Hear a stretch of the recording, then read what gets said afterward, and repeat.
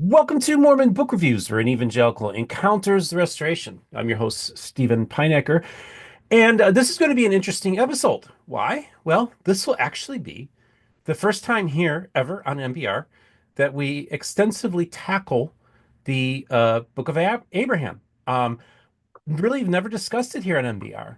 I've actually reached out to people, including Carrie Muhlestein, to come on to talk about the Book of Abraham. And for whatever reason, I've had very few takers. I even went on Jacob Hansen's program and said, hey, if anybody wants to come on and talk about the Book of Abraham, please reach out to me. But no takers. But this gentleman, Ed Goble, who's been on a few times now here on MBR, has been working for a while, for quite a while, about his hypothesis about the Book of Abraham. And he's working on a book and he wanted to share some of his findings today. Ed Goble, welcome to the program. Thank you. It's good to be here. So this has been a project you've Yeah. been working on for how long would you say? Oh, in different forms. I mean, my earliest were back in like 2001, where I was working on different pieces.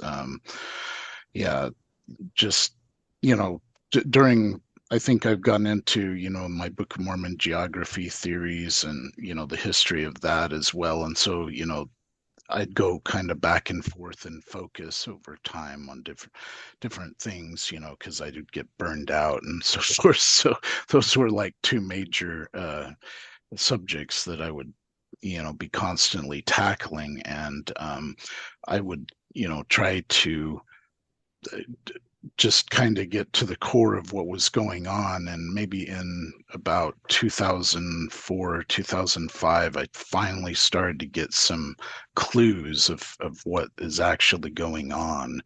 Um, so I was, kind of in line with some of the other apologists in terms of their hypotheses, early on, where, I was kind of believing and sometimes in what they call the missing papyrus theory and so forth. But, finally I kind of broke away from that around that time period. And, then I kind of presented some of my findings over time, to when I was a part of Fair Mormon and so forth, to, in terms of like sending emails to their list and stuff. And, people would say, oh, we don't think that there's anything to that and so forth. But, um, like I say, around that time period, I started to really get what I would call maybe something like a Rosetta Stone type thing that started leading me to like what's actually going on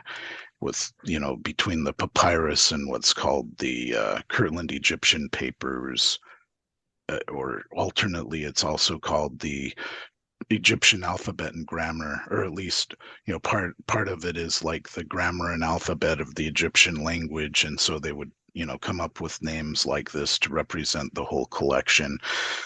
Some of that collection is, bound in notebook. Some of it is like, loose papers, manuscripts. Some of it contains the original Book of Abraham manuscripts. So that's what. So Nibley came up with the name Kirtland Egyptian Papers, and Kirtland doesn't really even work all that well for that, because some of that collection actually extended into the Nauvoo time period when it was produced. So, yeah, the scholars can't seem to come up with a you know, a name for that collection of papers that everybody agrees on. And what that contains, it's a lot of translation information that's not published with the Book of Abraham. It's been published, in other ways over time.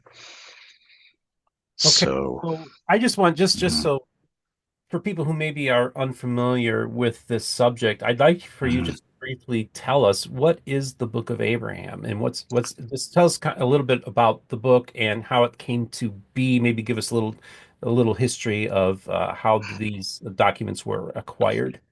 Yeah. So, there was a guy that went to Egypt. His name was Antonio Libelo, and he was, a guy that was searching for Egyptian artifacts and treasure and whatnot. And so he would, like a lot of antiquarians and people in that time period, I think it was in Thebes that he was digging up some digging out, tombs and so forth with a lot of other people. And, he took these particular mummies that Joseph Smith ended up with out of, one of those tombs. And those mummies over time, came to the United States into the hands of a guy named Michael Chandler.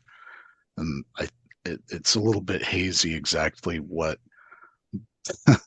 the relationship was with those two guys. And I'd have to go into. I mean, it's part of the history that I haven't focused on too much Mhm. because it hasn't been like really, you know, too important in terms of like the parts of the Right. things that I'm focused on. So But that, so but these yeah, so these mummies. Chandler has these mummies and he's kind of Yeah. on tour and he ends up Hmm. in Kirtland and Right. then just maybe talk a little bit about that. You don't have to get Yeah. too just give an overview. Yeah. So so he brings those to the Kirtland area. There's a lot of interest. People are paying some money to see him and so forth. Joseph Smith has a revelation that a couple of those papyri are somehow, well, in some ways, the historical records say that they are the book of Abraham and the book of Joseph, meaning the Joseph that was sold into Egypt, right? Hmm. And this, so these two papyri, the book of Abraham and the book of Joseph, Joseph Smith was determined to get his hands on, right, or to Hmm. acquire. Um, Over time, there was back and forth, and Joseph Smith, you know, showed to Michael Chandler's satisfaction that he could translate, and then after that, Joseph Smith ended up purchasing those mummies for $2,400. Of That's a real lot of money back then. I That's a don't know lot of what it money. Yes. translates to. Yeah. So those mummies came into the hands of the church that way, Now, I'm just and curious, Ed, and this yeah. is a little bit off Mhm. subject, but I'm just curious. Yeah. Question just popped in my mind. At the Mhm. time, was it thought those mummies were actually Abraham and Joseph? Did some people speculate that they were, Uh, or some people speculated that one of them was Pharaoh Necho. okay, Some of them speculated that they were other figures, that were like I think one of them was speculated to be a princess. okay, I think at one point they said that his one of the king's name was Onitas because it was somebody that Joseph Smith mentioned in the Kirtland Egyptian papers, and that he was. But it's that part of it is also hazy because it's just um, yeah, there was a lot of the historical records there just kind of give a lot of the guesses that people were making and stuff like that. I don't know that yeah, Joseph Smith ever really um ever made a yeah, definitive and either way. who those people were. Now, I know you've got some slides that you Mm, want to show, but I just have one yeah. last question out of curiosity because Mm, this is an opportunity to talk about the Book of Abraham, which yeah. I haven't done on this channel. Yeah. Some people have speculated that not only did Joseph translate the Book of Abraham, but some people think that he actually may have even translated the Book of Joseph, and that that's actually Hmm. in the church safe. Do you think that the Book of Joseph was also translated? Pieces of it. Pieces of it were? Okay, that's Hmm. fascinating. And some people have Yeah. speculated, and I think Dan Vogel actually, I had him on once. He said that Joseph may have been using the seer stone in the translation of the Book of Abraham. Where do you fall on that theory? Well, it was either the seer stone or the Urim and Thummim, depending on what he had his hands on. Okay, so it But could have been either one. Jonathan Neville, of course, he's a proponent of the Urim and Thummim theory, or I mean that it's not the seer stone, and he uses the acronym Sith to refer to the stone in the hat theory. I love some of his acronyms. It's Yes. hilarious. But Yes, I think it's you have if you have a sense of yeah. humor, wherever you fall on this, you have to at least appreciate the humor that Jonathan. Yeah, so the reason that I don't really take a position on that is because I don't know which implement it really Sure. was. And so to me, a stone is a stone is a stone. So if you've got two stones, in like in the form of like glasses, right? Mhm. You're still looking through stones. If you've got Mhm. a stone and you're, using a hat to kind of obscure the light or whatever, so that you could see the little amount of light coming out of that, or whatever, it's still a stone. To me, it's kind of the same principle. So It's so in I, your mind, I, it's Sith either way, in one sense. well, yeah, I mean, it's like we're talking about almost the same principle Okay, with I get you. whichever. Yeah, Well, I appreciate you yeah, uh, taking this little side quest with me because I'm really curious. yeah. So I was before you started showing some of your images because you've done this work. This is original work. Mm. Was there anything that you want to kind of just give an intro to before we Yeah, your slides? yeah. So I want to make mention that everything that I'm going to show here is formally copyrighted.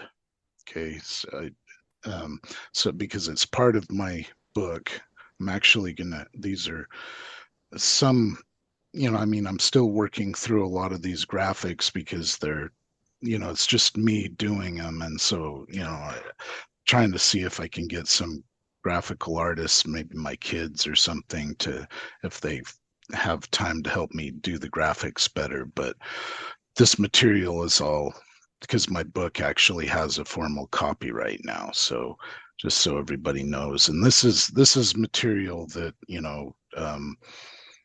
that nobody else is working on. It's because here's the critics, here's the apologists, and here's me out here, right? Because because the evidence has taken me on a far different path because I'm actually following the evidence. That's the difference. Okay. Well, I'm And looking forward so, to seeing what you have here. We've talked a little bit yeah, about on the phone. You've hinted towards some things, but this really be yeah, the first time I've actually will be seeing your research along yeah. with. This is I've done a little bit of this. I Well, I'll just say I'm not going to appear on Zion Media again, but I did appear once on there, and I showed a little tiny bit of this on there. Same thing with Last Dispensation. Troy Abels is a good friend of mine, and I, eventually will probably show some of this on his channel too. But when he's feeling better, his life is not going well for him right now. Oh, So, okay. but yeah, so you're the first, Great. definitely the first. Well, we'll keep Troy So on our prayers as well. I was unaware that he's yeah. going through some stuff. Okay. Great. Yeah, so I'm not sure exactly what all, but yeah, he could use people's prayers for sure. I know that much. Okay. So many people kind of dismiss me. Um, they, but I think a lot of it is more out of, unfamiliarity with my material. I've tried to show pieces of this over time to different scholars and so forth and different people. A lot of it, I think, is ad hominem against me, but I really need people to hear me out. I really need them to understand the material before they dismiss the material. And this goes for people that are on the unbelieving side as much as the believing side, because I believe that the material is so important to understand in terms of just what is going on here before, and you can decide. So in some people like to use the term devil's advocate, right? And other people use the term still man, right? And so you have straw manning, and then you have still manning when you're if you understand somebody's material really, really well and you can repeat it back or whatever, and it's, really digested in your mind so well that you understand it exactly the way they do, even if you don't understand it, and you repeat it back to them, that's referred to as still manning, right? If you Mm. straw man somebody's Right. material, you're misrepresenting it because you just don't understand it. Yeah. As almost everybody straw mans me. Mhm. They not only dismiss me, they don't have any idea what I'm saying. They're not listening to me. I They're agree. not they need to actually listen, because by doing this, that's the kind of approach that you and what's his name, Jeff McCullough, is that how you Mhm. say his name Yep. on Pastor the Jeff. Yep. Hello Saints, you guys are trying to understand.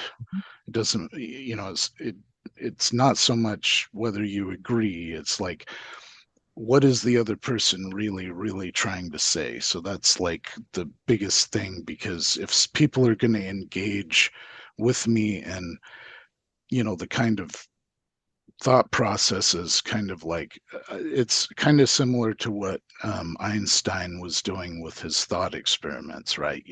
To understand how he came up with these really strange things that ended, or in most people's minds, that ended up being actually true about special relativity and gravity and all this, and then in the same fashion, other physicists came up with quantum physics, and it's just really out there beyond what most people are used to. You've got to understand the basis of this, first. Yes. So, Um, yeah, and I think it's important. And again, Ed, I feel like this yeah, platform is a place where we do try to explore these things and we try not to straw man. Unfortunately, I've been a yeah, victim of straw men from both Mormon mhm, apologists and unfortunately Christian apologists or evangelical apologists have done the yeah, same thing, essentially using quote mining techniques, using AI to exactly. take things out of context for me. Yeah, So, and so exactly to what that's like. context will be everything with this, Okay, great. and so critics, I mean, I'm a theologian, or I consider myself a theologian. Yeah, it's true. I'm an apologist in a sense, but apologetics is kind of a branch of theology, so to speak, right? So critics of a position that don't believe in something in some ways have theologians at a disadvantage, because if we're trying to defend something, there's a belief element there, right? Mhm. Um, Agree. Pure science is just science, but when it's misused by atheists, for example, trying to say that somehow science proves religion wrong, that's a misuse of science, because and it's actually it's non-scientific for somebody to say that they can falsify something that's not falsifiable, or test something that's not testable. So you can't, like a LDS testimony, you can't Right. falsify it, you can't test it in some scientific way. So there's always, so theologians will employ science, and and we have evidence, but we may not have something to the degree that's a smoking gun to like convince everybody there is, right? So Right. Right. this is why it's really important to come to that understanding of really what somebody else is saying. If you want to disagree after that, that's fine. Disagree, um, Sure. Okay. but it's really important to understand the basis of that. And Sure. so then you have um, apologetics in general, and then you can either do that in a good way or a bad way, right? And so bad apologetics, I would say, is where you're misrepresenting information just to try to, or facts or evidences, whatever, to try to, you know, preserve somebody's faith. And I think that that's, there was different ways that that's happened in history, um, but most recently, unfortunately, Fair LDS and some of the other apologists are engaging in apologetics that's bad.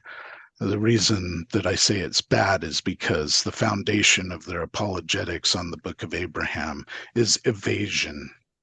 evasion tactics. Okay, this is why my material, my conclusions are way out here and theirs are way out here somewhere. Because I'm using the same exact evidence. I'm engaging with and actually coming to conclusions on the same kind of evidence that Carrie Schertz and Dan Vogel and these other people are. The other apologists are not engaging with that evidence. They're evading it. They are doing away with it. They're making people into scapegoats to try to say that Joseph Smith was not responsible for things. That kind of apologetics is irresponsible. It's dishonest, and it won't do, and it won't come to the core of like what's really going on. We've got to get away from that. And that's why what I'm going to present is, if it's the truth, it's a lot closer to the truth than anything that has come out of this kind of apologetics that's based on evasion and lies, to try to preserve people's faith. Okay, well, let's just delve So, into it. I'm really yeah, interested sure. in this, and thank you for Yeah, prefacing all of this as well and giving some context to yeah. your work and some of the issues involved in the whole Book of Abraham studies.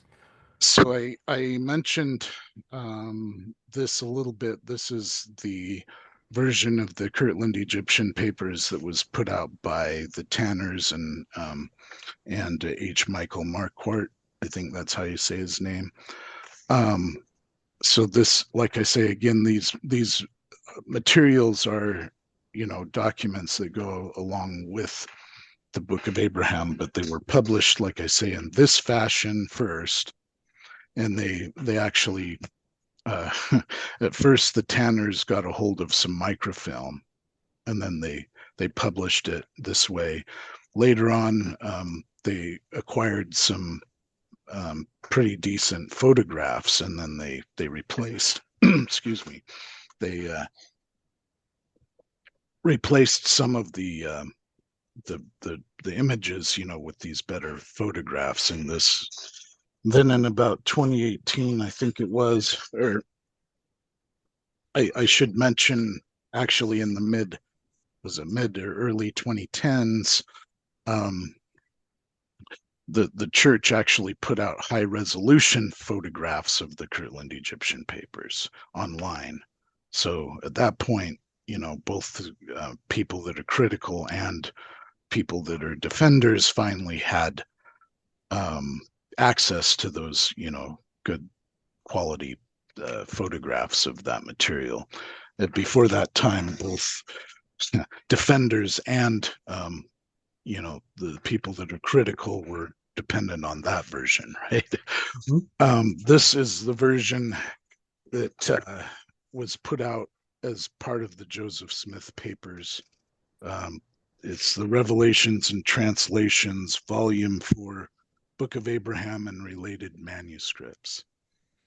And so that's all of those, versions. They all have the same material, essentially, in terms of, I mean, some of the transliterations are a little bit different in some cases, where some scholars think it said some minute thing different than some other person or whatever, but it's all essentially the same.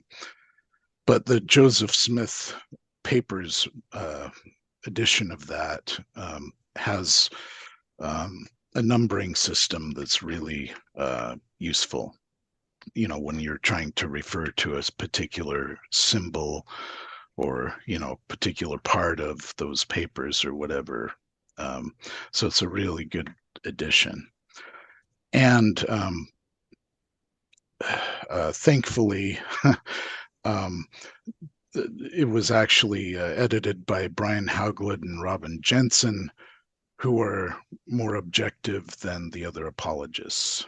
Um, and so they were able to put it together in a way that didn't reflect the bad apologetics.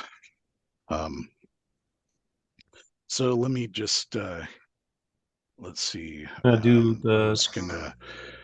Well, there was. Let's see. I covered that part. Okay, so I should say that maybe I'll share my screen now if okay. that's okay. Let's do that. Mhm. Okay. So we're dealing with this particular papyrus in particular. This is not the only papyrus that Joseph Smith had, but this is actually called the Breathing Primitives of Hor, or the Sensen papyrus. Okay, and you can see that there's pieces of this that are obviously the original for the Book of Abraham facsimile 1. Then over here we have some, hieroglyphics in these columns, Mhm. and these are actually kind of mentioning kind of the background of the guy, of the person that was the owner of the papyrus. Um, and then you get into these sections that are actually a kind of a ritual text.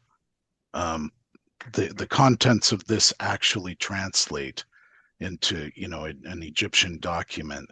And the text has, in that sense anyway, what it actually spells out has nothing to do with the Book of Abraham. Okay.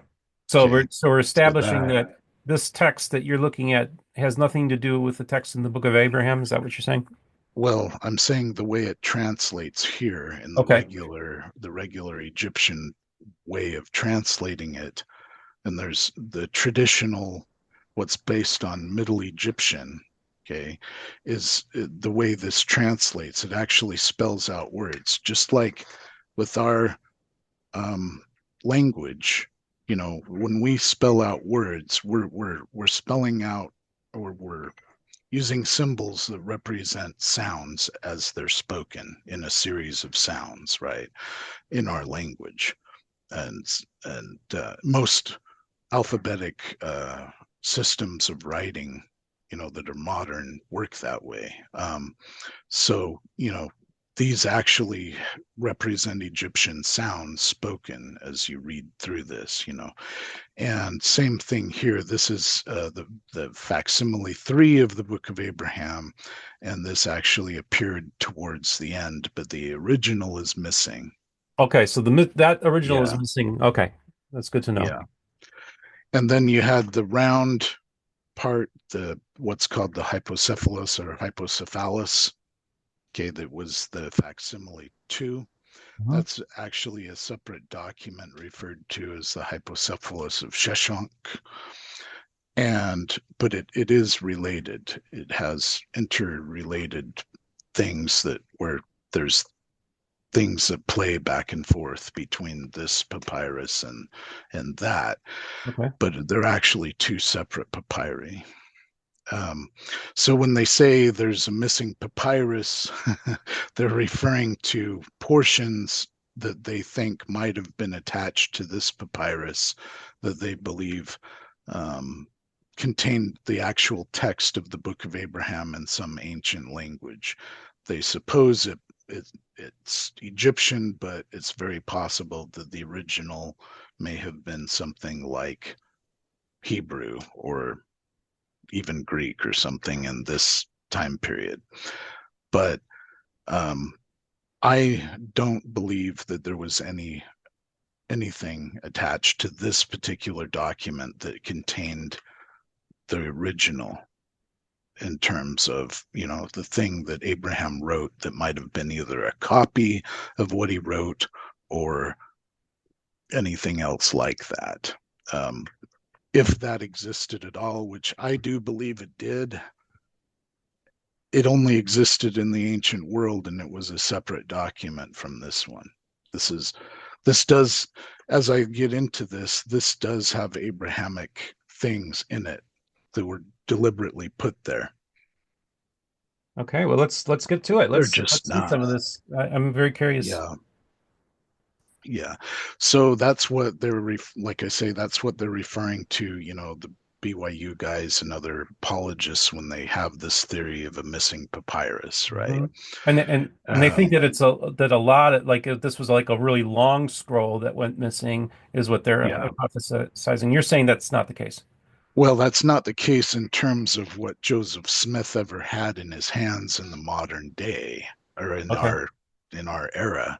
Joseph Smith, the only papyri he ever had was this one, and some others that are referred to as the Book of the Dead, or the Book of Coming Forth by Day is the actual Egyptian title for that, but it's just kind of commonly referred to as the Book of the Dead, because it's commonly, just like this one, it's a document that's commonly found buried with mummies and so forth.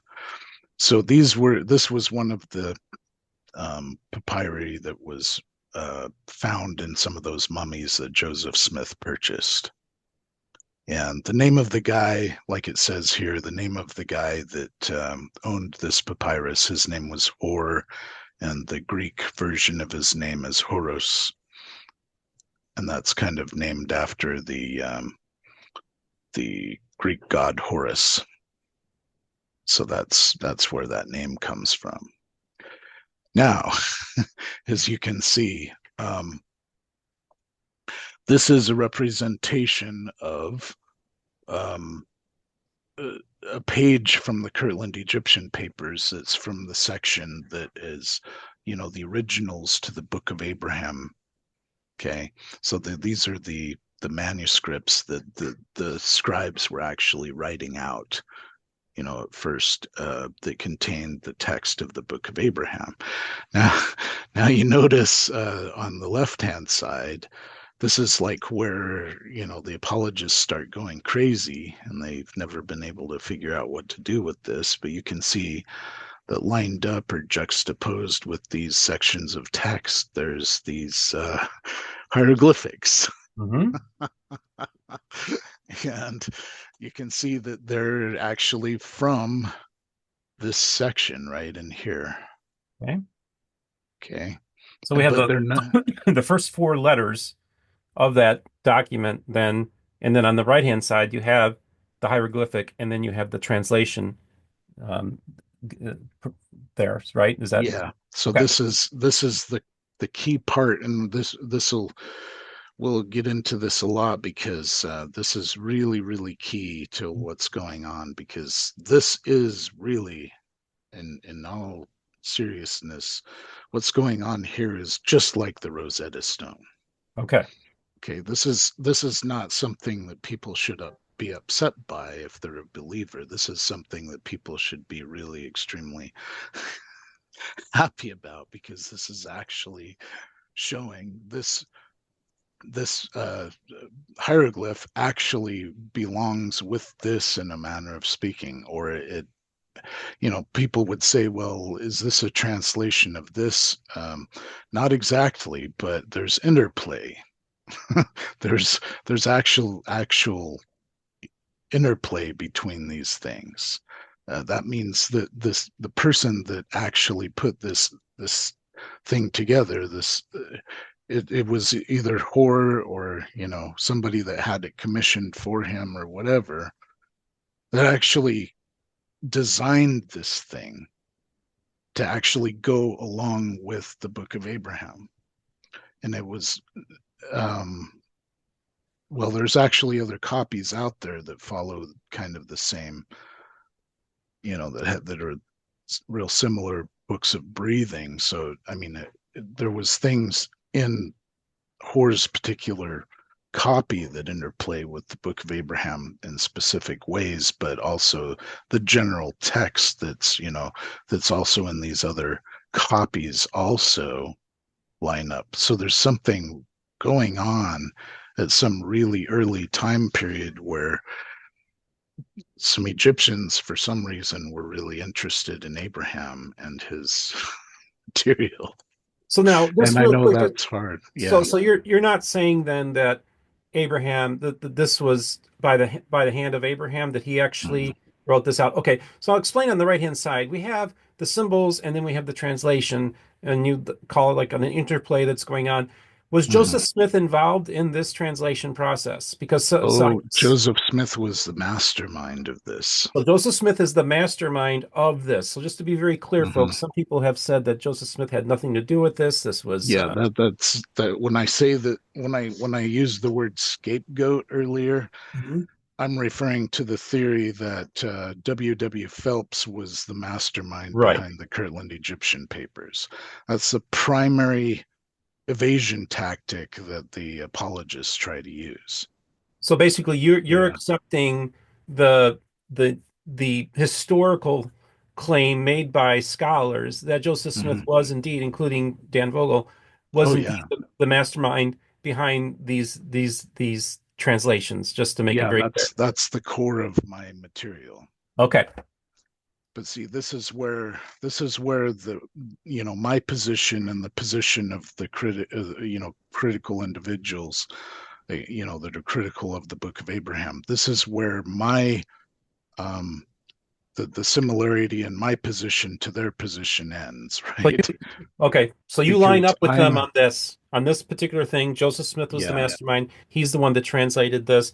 But you think, but there's no problem here in with your no, there's hypothesis. absolutely no problem at all, and I've got so many lines of evidence now that, like I say, this is when you had the well, I should explain a few things. When you had um, the way Egyptian was cracked in the first place, because Hey, the regular, Ed, just real quick, yeah. if you're going to talk for a few minutes, why don't you exit out of the screen share just Oh so we, yeah, that's a good idea. yeah, Let's see. Yeah. that way, because a lot of people are watching this on their phones and are just seeing two little guys in the Oh corner. yeah, yeah, yeah, yeah. So, so So there was a guy. I'm hoping I'm because I think he was French, and his name was Champollion. Mhm. Okay, and there was another guy. Darn it, I'm spacing his name right. I think his last name was Young, if I'm not mistaken. And so Young had cracked some of this, and Champollion had cracked other parts of this, mostly Champollion though. And what happened was is when the French were in Egypt, um, they came across this stone called the Rosetta Stone. yeah, and then the Rosetta Stone was Yeah. found in 1799.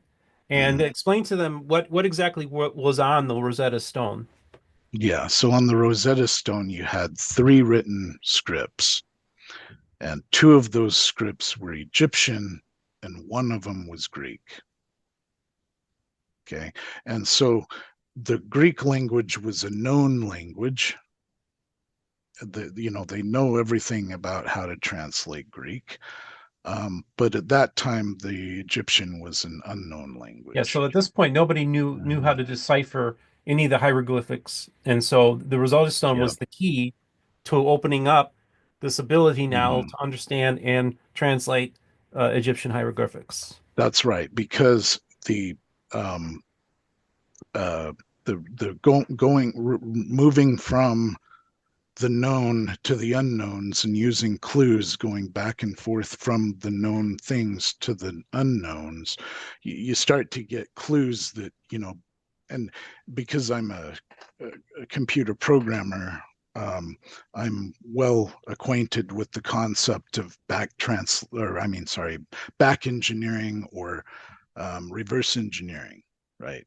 It's a common thing in industries where somebody's trying to kind of understand a piece of hardware or software where they don't have documentation for it, so they'll do all kinds of things to try to, in the process of discovery, to kind of come to the understanding from the clues that they have of what's going on, right? So with Champollion, it was also a back engineering or reverse engineering process between.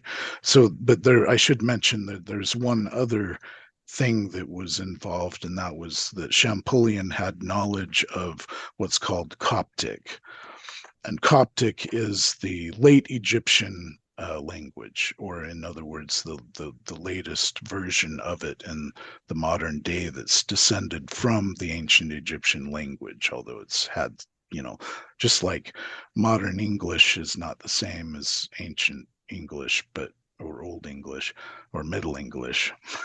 But the same with Coptic. Coptic is the late modern Egyptian language, but there's enough there to where when they figured out what something, in those scripts was, how it was, what it means or what it represents, then going back to Coptic, they would have some clue of also how it was pronounced. And so, working backwards over time, they were able to reconstruct what's called Ptolemaic Egyptian, meaning the Greco-Roman time period Egyptian. They were able to reconstruct the Middle Egyptian, and they were able to reconstruct, the Old Kingdom Egyptian and so forth. So these were the Egyptian language at different stages. And so working back and forth, once they discovered this, they just keep going and, until they have the entire language cracked, so to speak. Right. So, okay. So thanks for Yeah. explaining that. And then was there Mm-hmm. anything else you wanted to address before we go back to the slide presentation? Uh, um, well, let's see. I think that's basically it because, again, what we have two knowns with the Kirtland Egyptian papers, with the Book of Abraham manuscripts and the other parts. Okay. We have an Egyptian symbol most of the time, or several Egyptian symbols juxtaposed with English. Okay, and so in our case, though, we know what's going. We've already identified through Egyptology what the identity is of the Egyptian uh, hieroglyphic. Okay, and then we also, obviously, English is our language, so we know it. And so just like um, the Rosetta Stone, we're working from things we know to try to understand things we don't know. We're back engineering, in this case, the Kirtland Egyptian papers, All right. or at least that's what I'm doing. That's what you're doing. Okay, I'm doing the same type of thing Champollion was doing, but I'm working backwards in the sense that now I'm why what interplay, what relationship is it with these symbols and the whatever this English stuff is that's juxtaposed to it. Because for the critics, the critical people of the, I mean, some of them might be friendly towards the church, they just don't agree or whatever, but the critical of the Book of Abraham in whatever fashion, right? um they end there, right? And this is where I kind of take issue with somebody like Carrie Shirts, that used to believe and used to think this way, but now he's kind of gone, saying, no, there's nothing here, right? When he saw that back then, that, he may not agree with himself back in that time period, Right. but still in that time period, I believe he saw that there was stuff going on where it's plausible, the case is plausible, that there's an ancient context here. I'm not just talking about Joseph Smith willy-nilly putting two things together like this. I'm saying the fact that these two things are put together like this makes it testable, All right. that you can Okay. find the ancient context there. And so this is the implication that the apologists, because they deny Joseph Smith's uh, minding this thing, they have shut down the conversation. They've tried to, like I say, they're trying to evade this fact, but this is an actual thing that can be reverse engineered, that ought to be, that needs to be reverse engineered to show the ancient context here. And so I am not nuts by doing this. I'm just following what other people like Champollion have done. And in fact, the facsimiles of the Book of Abraham are things that these apologists will touch, even though they won't touch the Kirtland Egyptian papers. And guess what they did with the facsimiles? They saw that there was a symbol, and that Joseph Smith would, put a number by the symbol, and that Joseph Smith gave an explanation. Okay, guess what that is? That's the same exact thing. You've got this paired up with this. So those apologists in those cases reverse engineered what's going on with some of the facsimile explanations and those pictures, those symbols. And so they were able to show the interplay between them. And I'm using the word interplay deliberately because most of the time it's not this is a translation of this. More often it's this has a particular ancient relationship with this that makes it useful in terms of lining it up with this thing. But to expect that it's a straight across translation, that's not what's happening. There is a interplay, there's linguistic interplay, there's symbolic interplay, there's other kinds of interplay, but it's not. This is why people are so mixed up, is because they're expecting a straight across translation, and then they see in the Kirtland Egyptian papers that Joseph Smith is lining up, like, say, one character with all of this English text. Okay. Oh, and I need to mention one more thing. Sorry that this is taking so long on this part, but this is really important. There's a guy named Athanasius Kircher. Okay. Yeah. Hmm. Athanasius Kircher in the 1700s um, made attempts or claims, whatever you want to call it, that he was translating Egyptian. Correct. Okay. Yes. And his motive or his way of doing it was that he would just kind of just pull something from whatever, whether it be some kind of magical manuscript or this or that, or they were, a lot of those people were influenced by oh, the word is escaping me right now, the hermetic literature and so forth, and all of this, and so he was making guesses based on this kind of stuff about how to translate Egyptian. Hmm. And once Champollion um, uh, actually did it, then it actually showed people just how nonsensical the stuff that Kircher had done, how just really how off base and off the wall a lot of it was. And so what people like to do is they like to point out, and this is really important because this is a piece of the what's going on right now with people's assumptions of how Joseph Smith was translating, was because it has an appearance and similarity to what Kircher was doing, where Kircher would have like one symbol and he would line it up with a bunch of text. Their Hmm. assumption is that Joseph Smith Joseph was, was copying that same yeah, method. that he was Yes. He copying was that kind influenced of by him. methodology. Yeah, Mhm. just because there was some cultural thing. But see, they have, I recognize that people that don't believe that Joseph Smith was, um, that he was actually inspired in what he was doing, that they believe that he was influenced by this. But you have to remember that I'm going to actually show the ancient context for how um, these things work, where single Egyptian um symbols were used as what's called tayet, TJT, or it's spelled TJT sometimes. Um, it, what that means is it's an image.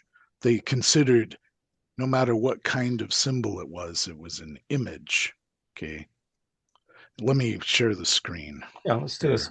I'm really curious to see that people are Yeah, anxious to see this information being presented right. because it's a kind of a new way of looking at the Book of Abraham, and it's original, and Yeah, I think it's also something that lines up with the scholarly consensus, and kind of pushes back against a lot of the apologetic narratives that have been kind of been skewing that direction for a long time, including with Hugh Nibley and others. So Yeah, because Unibly was responsible for this, what they call the right, scribes did it theory, which is exactly. that blaming W. Phelps for all this stuff. Right. So this is just kind of, so that you can get an idea of what is in the Kirtland Egyptian papers, where you have a symbol and it's lined up with some kind of text, symbol, some kind of text.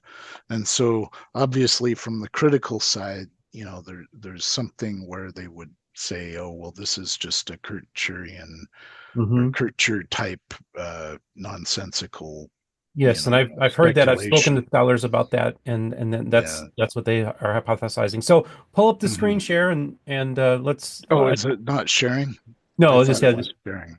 it's okay. That happens. What's happening here? Why is it not? Because I have it up. Oh, let me try this again. I'm sorry. All right, this happens. Okay, you're up. Okay, Okay, there we go. All okay, right. Yeah, I thought I was showing it before okay. there. So Okay, so again, we've got symbol on the one side in a column, and we've got, words that are paired up or juxtaposed. okay. Okay. So that's what you see throughout the Kirtland Egyptian papers, just like I was showing here in this Hmm. case. But this is actual Book of Abraham text. That's Right. what's so critical about these particular papers, is they Yes. have the same exact thing going on, right? Right. With Correct. things paired up. Okay. Um, so now this is really, really important to give some background, okay, with what's happening. And this kind of this relates because these are also Egyptian, but at the same time these are Semitic. Okay. What you're seeing here is the actual oldest alphabet in existence. Okay, this And what this is is that called, called? What is it? What is the oldest alphabet in existence called? yeah, it's called the Proto-Sinaitic or the Proto-alphabet. Okay. Okay, and And this this is is from the Middle East. yeah, this is from the Sinai, and then there's also it's also found in Egypt. There's other places where it's found. Okay, and these are the actual original versions of each Hebrew or Phoenician letter that was, that is the root of our alphabet. Okay, so you've got a picture of an ox head, aleph. Okay, picture of a house, bet, picture of a throw stick, gamel. See A, B, G, A, B, C. See how that goes. So are these, so So, just so we understand what mhm. we're looking at here, you have what is, so Alp, Bet, and Gamel, are those, is what, and then you have the English translation, throw stick, house, and ox. Is Yeah. that originally the Hebrew pronunciation, or tell me Well, what, these aren't Hebrew; these are Semitic, but Semitic? Okay. but So they're but they're closely related to Hebrew. okay, so you got a Semitic Yeah. language. So Right. You Alp, have this. Right. you have an image of an ox. It's Hmm. pronounced Alp, and then the English translation is ox. Okay, just so we Right. understand. Okay.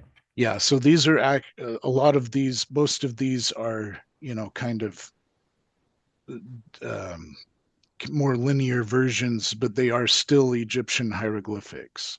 Okay, each one of these is an Egyptian hieroglyphic, and this original set, okay, was when somebody took a set of Egyptian hieroglyphics and they applied Semitic words, how they say these things in Semitic instead of Egyptian. See what I'm saying? So the Okay, I want you to names, say that, explain that one more time. I need to understand what you yeah, just said.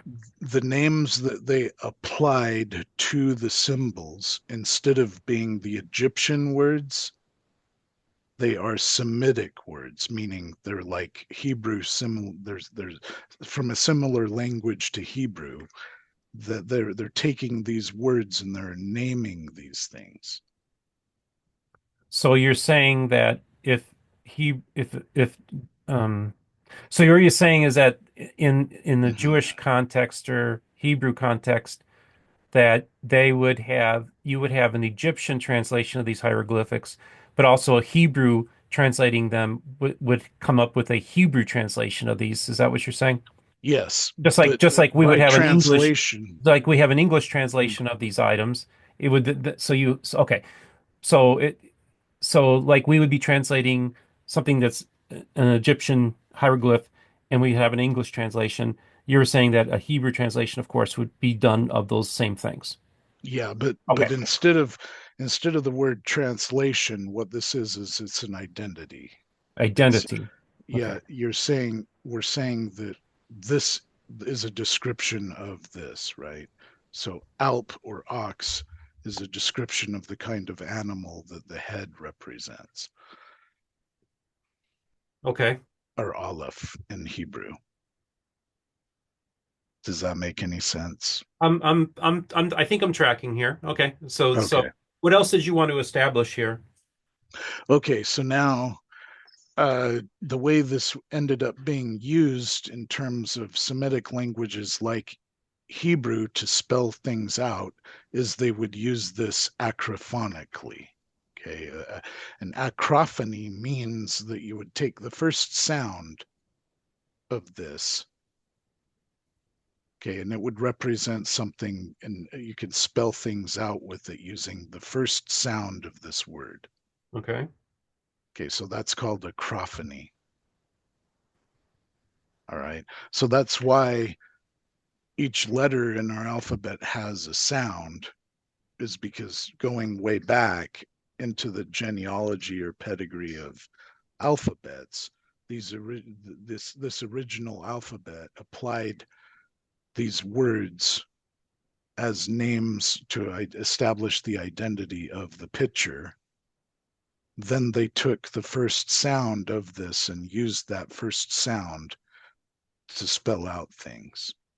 Okay, Okay. so if you're spelling some word out, you would use a series of these, right? Which is the way our alphabet works. In the same way, our alphabet spells out sounds. Right. Okay. Okay, so as you can take any words that I've said through this and make a transcription of it, and those letters spell out the sounds in succession of what how I spoke. Okay, and it's a series of sounds, and so that's what we call a running text. A running text is a series of sounds representing sounds spoken. Okay. Does And that and make sense? and that's how we uh our language. Okay, so but is that the same thing happening with Egyptian hieroglyphics? Mostly. Okay.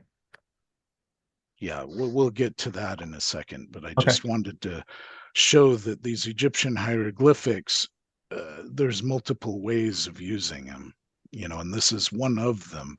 And it's at the very root of all alphabets in terms of, or all modern alphabets that stem from these kinds of alphabets from the Middle East. Okay.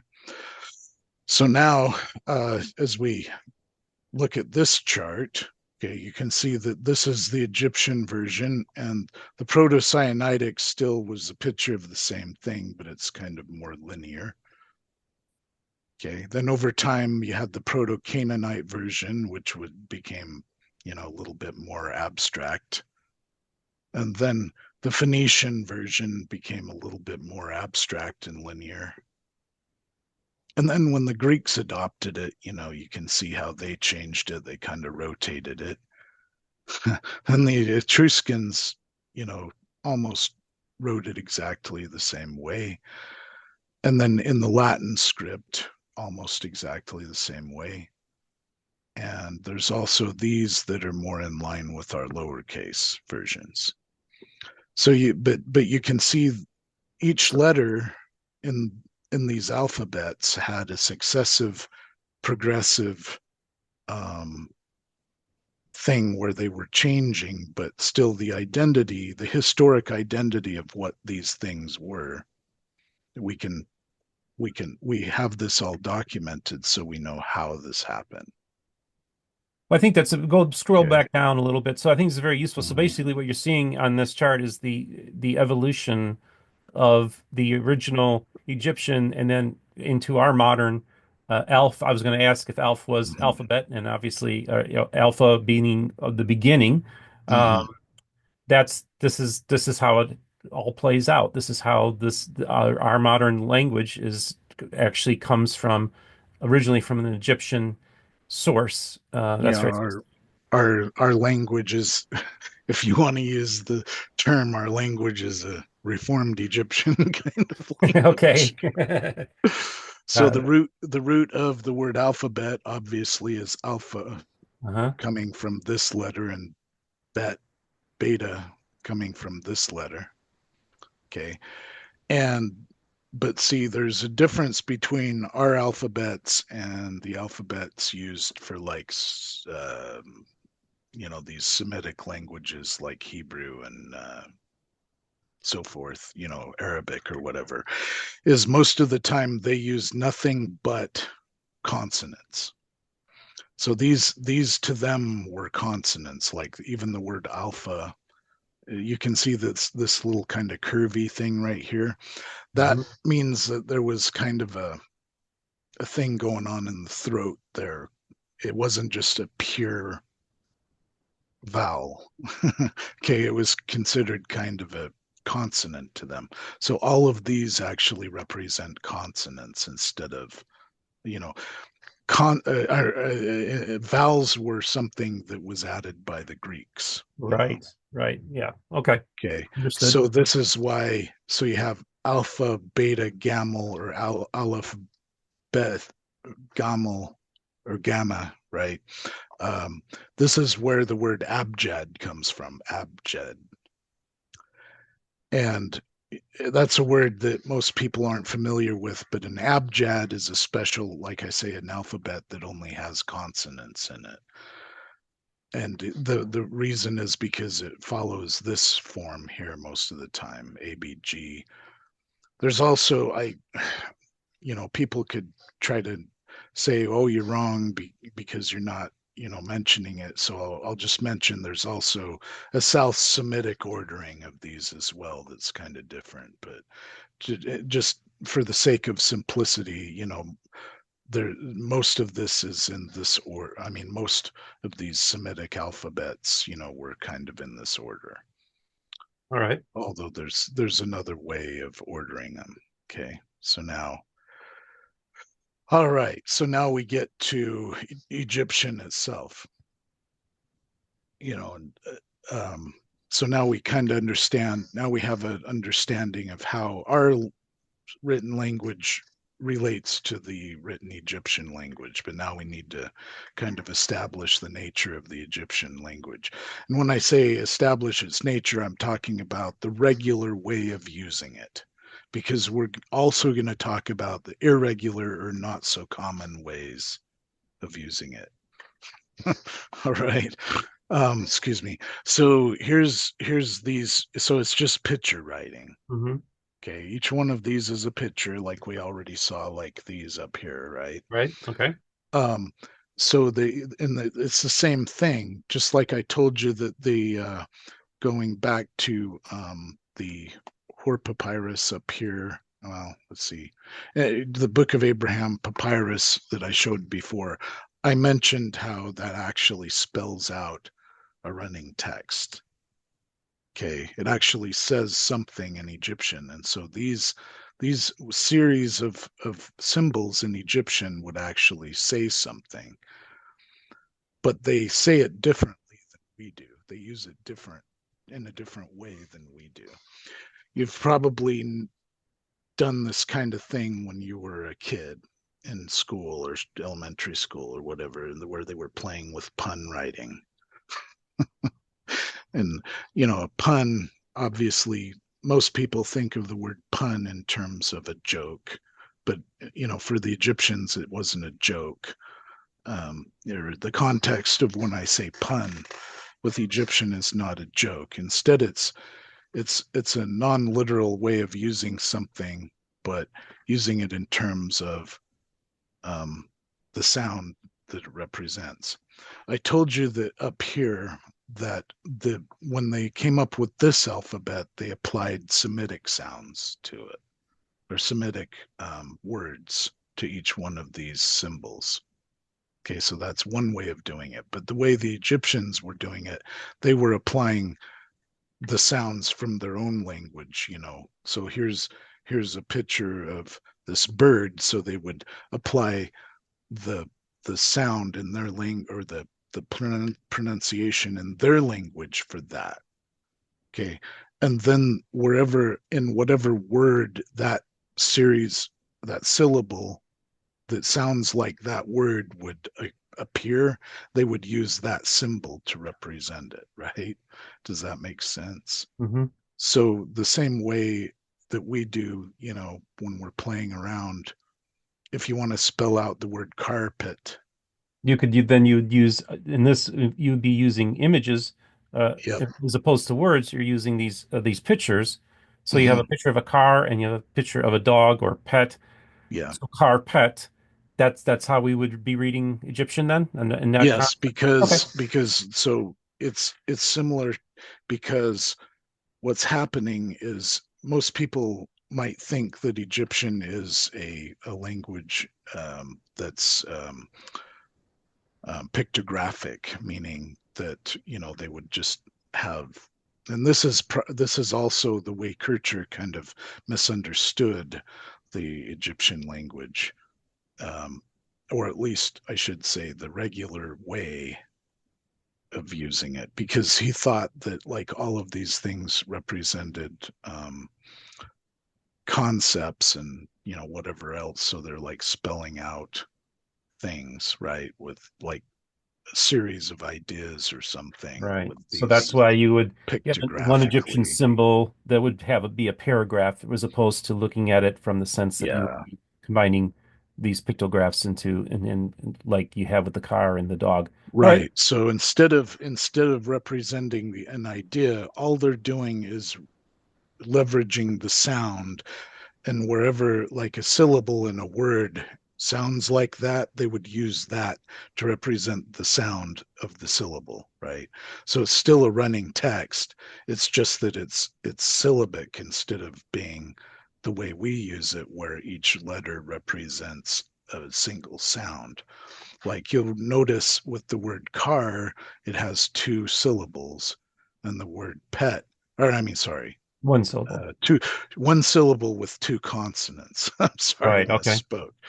Okay, and the word pet in this case has two consonants, one syllable. But to represent two consonants in this case, we've got a car. So CR is represented by the picture of a car, and pet, PT, is represented by the picture of the pet. Okay. See what I'm saying? So it still spells out what I'm saying, right? Or if I was speaking Egyptian, right, it's still a running text, just like ours, but in that sense. That's the regular way that Egyptian works.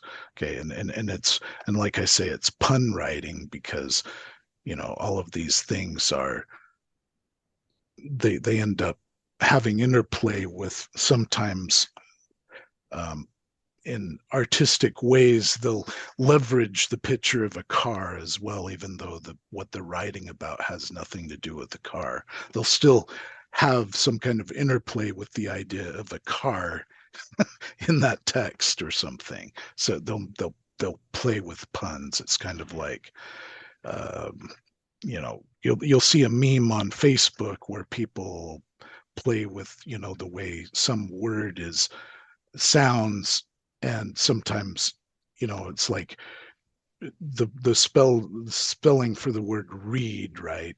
You have read, and then you have read. You read it, but it's still spelled the same way. Or you have the word that is pronounced the same way as the plant, reed, okay, or something like that, and you make something that plays between those different identities of those, or those things, in this creative kind of art form, kind of almost poetic. Okay, so there's a lot of that in the basis of the way Egyptians would write, especially in, you know, these later periods, you know. So this is another example, right, in our way of thinking. Right. So this Um, is a famous, slogan for the army, be all that you can be. right. And so we're leveraging the bee. It's not, it has nothing to do with an insect, but that's what I'm talking. That's the kind of thing. That's just another example.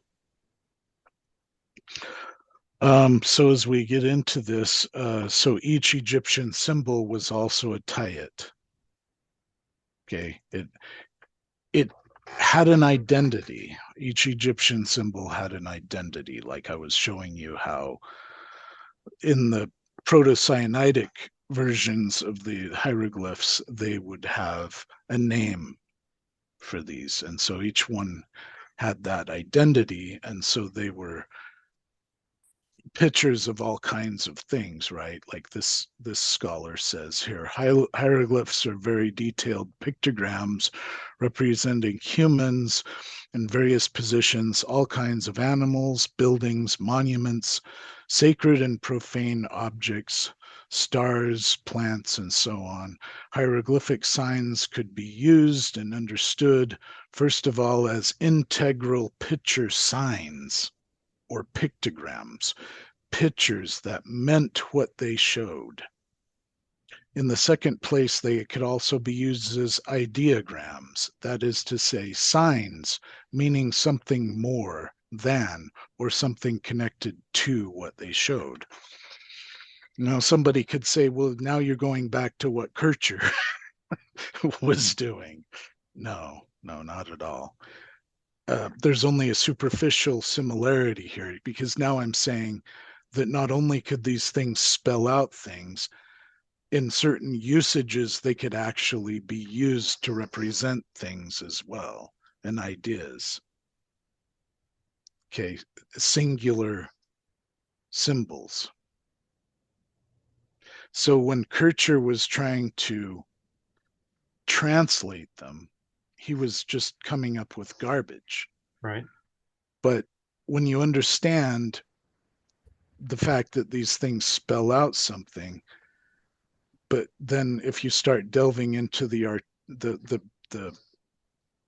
the artistic background of what's happening with these symbols, then you realize, oh, there's all these other layers involved too. And sometimes they, in a very text, that they would start leveraging some of these symbols that they were spelling things out with to also have secondary representations of things.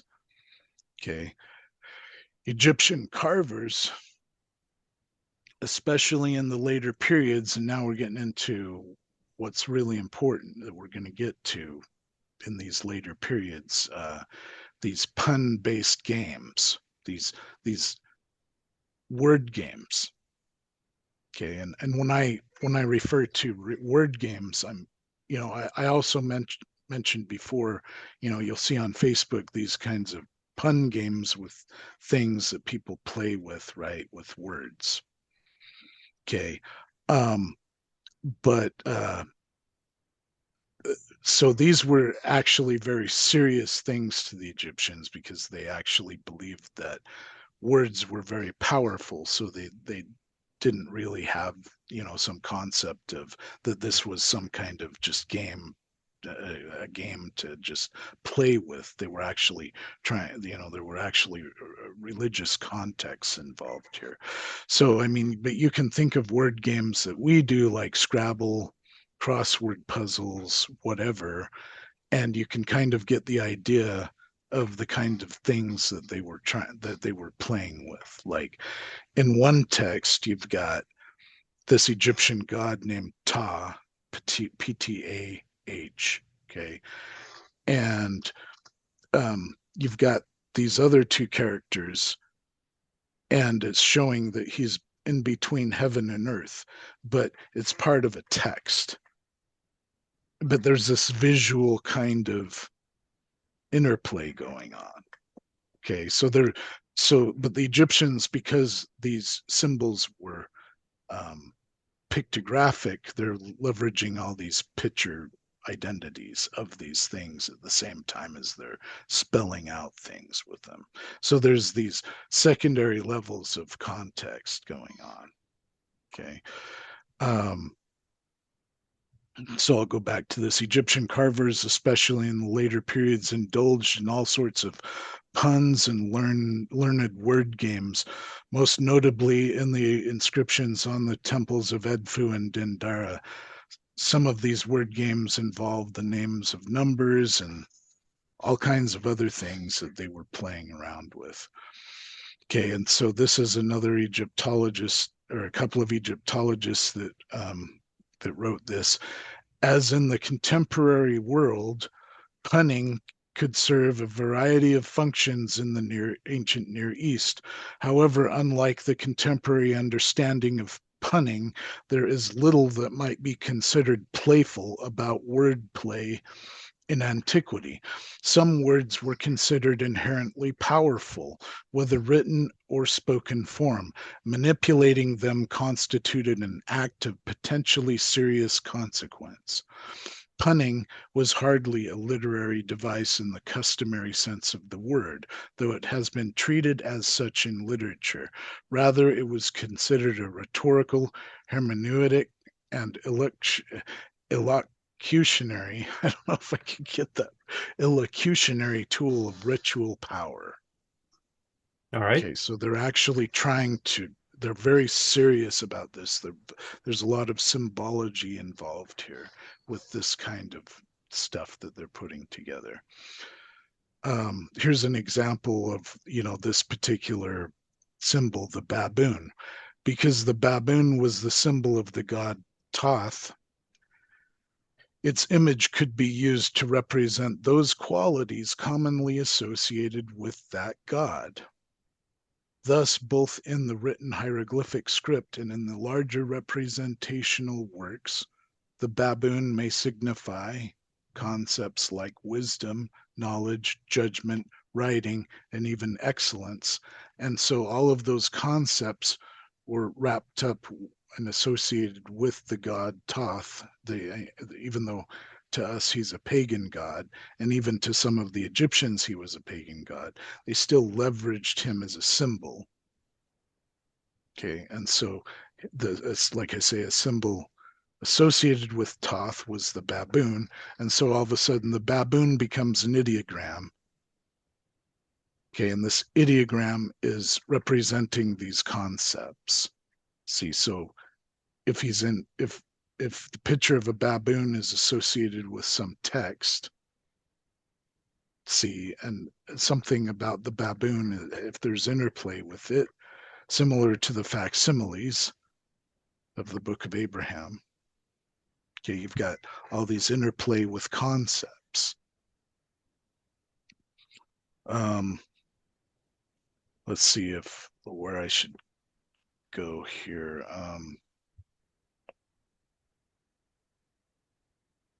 Just make sure that I'm not okay. So then what we're coming to is that now going back to some of these things, right? You've got writing here, Mm-hmm. and you've got these figures. And so Joseph Smith would say, okay, here's this person, that person, and with the facsimile too, they've got other figures that are like deities and so forth, and he'd give those a name.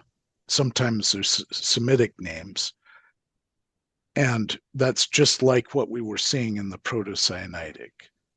Okay, with the Proto-Sinaitic, we saw an Egyptian character and it was given a Semitic name. Well, in facsimile 2, the round one in the Book of Abraham, you've got the one in the middle and the name that Do Joseph you have Smith. do you have an image of that? Let's see, I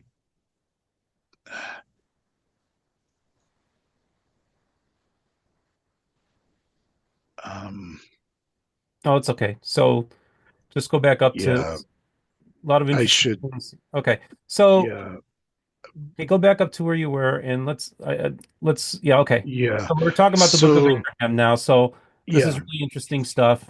Okay, continue. yeah. So Joseph Smith was applying. Well, maybe I can do it this way. Um, well, oh, it's not letting me.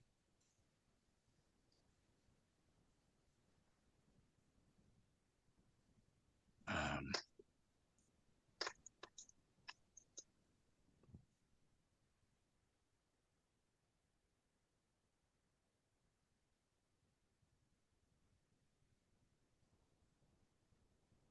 There we go.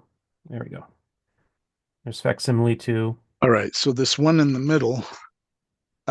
This is what Joseph Smith said was kolob. Okay, so why don't you Mhm. click on that and make that full screen? There we go. Okay, there we go. Okay, this represented kolob.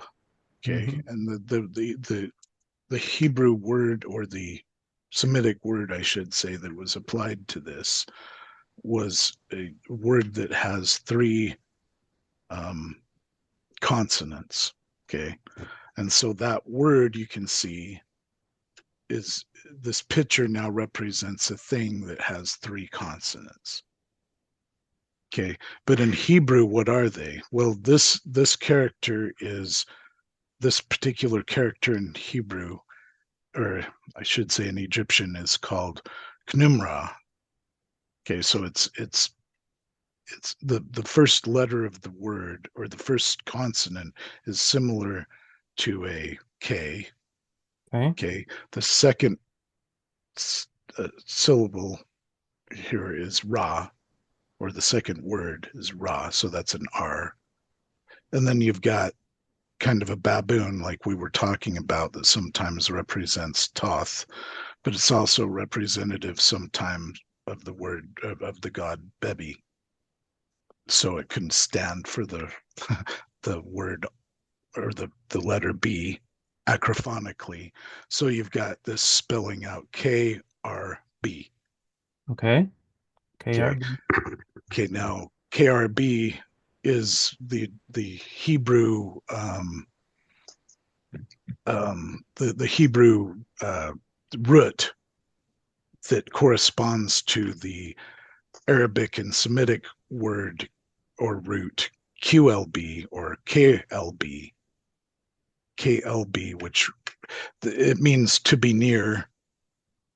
Okay, and in the book of Abraham, the Lord said to Abraham, He said, "I call this Kolob because it is near unto me, near to uh, Kolob, signifying the first creation, nearest to the celestial." So the word is the Hebrew root KRB, meaning to be near.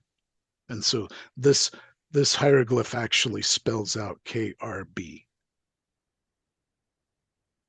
Do you see Okay. what I'm saying? Hmm. Um, so this um, so these things would actually have an interplay with things that were Abrahamic. Okay. Um, so now here's the, let's see, is this the quote that I wanted? Okay, now when Champollion cracked the Egyptian language, what he was doing was, he was, like I say, he was using the Coptic language as, the source of the vocalizations for the scripts that he was reverse engineering. Okay, and so that traditional way of transliterating things, or coming up with the vocalizations for the characters, was based mostly on that traditional way of speaking, which is, or writing, which is based on Middle Egyptian. Okay, so most of the time when Egyptologists would continue on after Champollion's time, most of the time, this when they were reverse engineering the vocalizations for these hieroglyphics, they were using the Middle Egyptian as the basis for those vocalizations. Okay, so most of the time, if you have a symbol that like represents the letter, the sound for R, or the sound for P, or the sound for this, or the sound for that, it's because during the Middle Egyptian period, that was the traditional way of spelling things. Okay, Okay. so this is the basis of why when you read the the Hor papyrus and you read it out the normal way, it actually spells out something normal. But then you, to see these other layers of like what's actually going on, you have to understand what's called Ptolemaic hieroglyphics. Okay. Ptolemaic hieroglyphics adds a whole nother dimension. Okay. And so this is why, even with the apologists, Michael Rhodes, when he was translating the Hor papyrus in this book, okay, um, when he would translate the papyrus, in this he was doing it all with the basis of the traditional readings and the Middle Egyptian based transliterations. And the same thing with Robert Rittner. All of the translations of Facsimile 3 and all of the translations of the Hor Papyrus, all of that text, all of the translations that they were doing was based on the vocalizations that the Egyptologists had reverse engineered from that traditional Middle Egyptian way of doing it. Okay. Okay, so now we're going to read about Ptolemaic Yeah, please explain why scripture. this is significant because I Okay. know this is getting pretty Mm-hmm. deep in the weeds for a lot of people, and I think it's really Yeah. important that you are able to explain what you're trying to differentiate here. Yeah. So I'm saying there's a regular way of reading these There's things. and then there's a more what esoteric or religious way of reading these. I mean, It's not necessarily esoteric. okay, It's not necessarily even religious in some contexts. okay, The word that the Egyptologists use when describing um, Ptolemaic Egyptian, they use the Ptolemaic, word cryptographic. cryptographic. Okay, that's interesting. So you're saying that there's like a code that very few people Yeah, actually. the code, the using the word code can be misleading too, Okay, okay, because so that would mean that somehow you can always see, when I discuss this with people, they're like, "Oh, you mean that, somebody can go back through this and they can reliably translate the way Joseph Smith was translating." And that's not always the case. And I'll kind of explain why a little bit later, but there, just keep in mind that there's the regular Egyptian way, reading from right to left, you know, in most Mhm. cases, that this actually spells out in a traditional way. And that's exactly the way Michael Rhodes and Robert Rittner read these things. And so, this here says Isis, the great, the mother of the god, you know, and this type of stuff. And it's like we understand that this is the goddess Isis, but then Joseph Smith all of a sudden comes along and says, "Well, this is the Pharaoh." Okay. So now, and so that so how are Yeah. okay? I'm still trying to grasp a lot of stuff here. There's a lot of Mm-hmm. information you're putting out here. So because it looks to me like okay, so you got all right. So just continue. So and why don't you read that quote from Radio Free Mormon? Well, because that kind of gets into the weeds before I'm ready. Okay, okay, Because I'm trying to establish again, if maybe it's just worth repeating, that there's the regular traditional way to read Egyptian. okay. So we'll call that the literal. Is Well, that the other is literal too, so these words are difficult.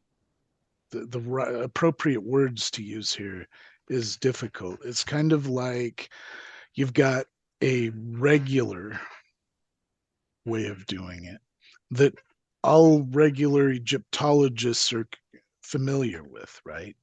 You just, it's like the, if somebody hands you an Egyptian text and you're familiar with the Middle Egyptian based regular way of doing it, you'll read that out and it makes perfect sense to you because you know what you're reading. And you just read it and you go, oh, well, this is what it says. All right. Okay. But then in this later period, you've got these cryptographic layered things, okay, where sometimes they'd actually read out in the traditional way, and sometimes they would just be pure gibberish. And when they're gibberish, you know that there's something else going on. But that's when you're reading a regular text that's this kind of thing in Ptolemaic Egyptian. And then you try to read it the regular way, like a Middle Egyptian, regular Egyptian, and then to you it seems to be gibberish because you're going, I don't understand why. And so that's why they would call it cryptographic, because there's something else going on.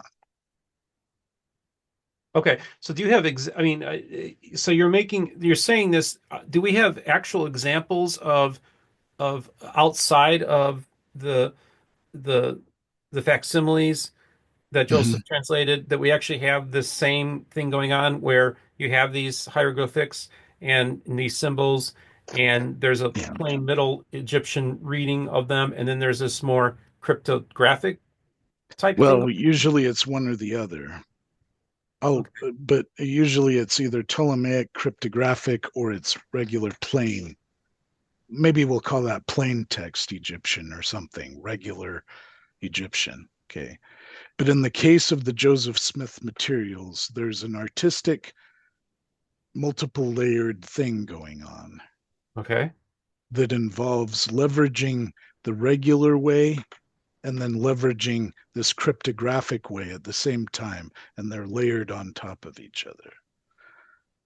And is Okay. there are there other examples of this going on in where you have this layering going on outside of Well, but the layering in these in outside things is usually the same type of art that's pun based, same okay. type of word art or word plays or punning, where they'll take this part of this and interplay with this other part, and then they'll use these words that sound alike and they'll play with them to play together with the make an interplay between the two because they sound alike or something.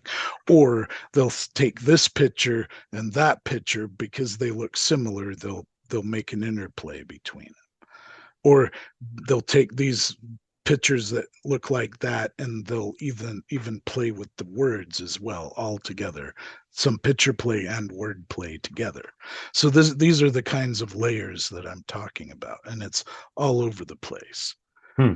It's just that in the Joseph Smith materials, it's puns and multiple readings that they end up playing between two different words that sound similar, but that they end up being representing two different messages at the same time. So let me read this here. The Ptolemaic script was a scholarly script that only priests and more erudite were capable of handling, and it is found on other media, stela, statues, papyri, etc., that were produced by and for the same members of the sacerdotal elite. Despite the generic designation, Ptolemaic is not uniform. It reflects different degrees of linguistic complexity from common usage, and that's what I'm talking about for the Mhm. regular kind, the regular way of reading Egyptian, to constructions attesting to intellectual depth. The types of text, their origins, and their date of composition stand as evidence of notable evolution and disparities. The most obvious characteristic of Ptolemaic, and that which led to it being considered a secret or cryptographic form of writing for a long time, is the interplay of hieroglyphic signs associated with the multiplication of the phonetic values that were allocated to each sign. Hmm. Okay, so what that means is you used to have this regular way of that this thing represented this sound. Well, all of a sudden in the Greco-Roman Ptolemaic era, suddenly this thing, the same symbol starts to represent multiple options for sounds. You have the traditional one that is the traditional sound, and then all of a sudden now you have options, multiple options that Hmm. this might actually spell out other sounds. Okay. And so now the interplay with having it spell one thing where it's spelling one sound, but then all of a sudden it's spelling out another sound because it's layered. It gives you when you're like playing around doing these puns and these word puzzles, all of a sudden you have all this opportunity to layer it, like I'm saying, where you're doing interplay between two words that are represented by the same set of hieroglyphics. Um, the most obvious characteristic, or I think I read that, it's a secret or cryptographic form of writing for a long time is the interplay. Let's see, I read that. Learning this writing system thus involves an analysis of the means by which these values were acquired or derived. Moreover, studying texts from different temples allows one to become more familiar with the peculiarities of the writing system by the priestly schools that were specific to each religious center. Ptolemaic writing is distinguished by the utilization of all the resources of the hieroglyphic system and an exuberantly creative, almost Baroque playfulness to such an extent that it can reach a degree of complexity that escapes Now, and I Egyptologists. think that's probably one of the most important Yeah, sentences that kind of establishes that even trained Egyptologists might actually not, not even be able to realize what's going on here. that's right. That's the Okay. key point. And And that's the this, key. again, this was Christopher Thiers. He's an Egyptologist. So these aren't my words. Right. So you're saying Yeah. that there are more than one way to read some of these things, and and Hmm. it's even acknowledged by an Egyptologist that this Yeah. is indeed the case. Yeah. Okay. And not just one. This is Dr. Francois Gardard, the designate, if that's how you if that's how you pronounce his last name. I don't know. Somebody could correct me because it's French. Probably like Bedard or something. Yeah. Yeah. The designation Ptolemaic hieroglyphs is used by Egyptologists to refer to the script employed by the scribes of Egyptian temples. And again, up here he mentioned that it's not just on temples, sometimes it's Mm. in papyri and so forth. Um, After the conquest of Egypt by Alexander the Great until the 2nd century AD, also called figurative or cryptographic hieroglyphs. They are not only synonymous with extreme complication. Now, this um, um, italicized stuff is me right Mm. here. I italicized this. Extreme complication, obscure puns, and strange puzzles, but also with intense challenge and excitement. As unpredictable as such a system may seem at first sight, it was none the less logical and followed precise rules. What makes the signs so difficult to interpret is, in fact, the innovative approach used by scribes to apply old principles. In a quest for virtuosity in their theological exegesis, the ancient priests that the system could be pushed one step further. In addition to being used for their phonetic values, the signs themselves, by their very shape, could recall ideas and theological concepts. Mm. And we're talking about single uh, tayet. We're talking about the fact that each Egyptian symbol, whether it's used as a letter or or like I say, a symbol that represents one, two, or three uh, consonants, Like some of them did. Well, I should also say that some of them were context-giving hieroglyphs called de, determin. I can't get the word out. Determin. Uh, Deterministic or no. Determinatives. There we go. determinative? Okay. Yeah, determinatives. That word is less often used nowadays, but it means that it's a hieroglyph that's, a context giver.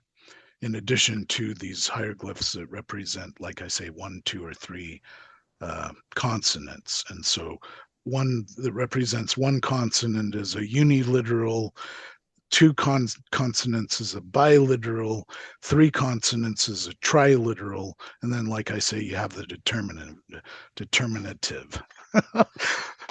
Ah, um, so depending on the nature of the texts, there we go. Depending on the nature of the text, the Ptolemaic hieroglyphic script could exhibit greater or lesser degrees of complication. One can in fact distinguish between two types of scripts. The first type, which could be referred to as common, and what does everybody assume that the Joseph Smith papyri are? That they're common, Mm-hmm. that That, they yeah. are that they're just common funerary papyri.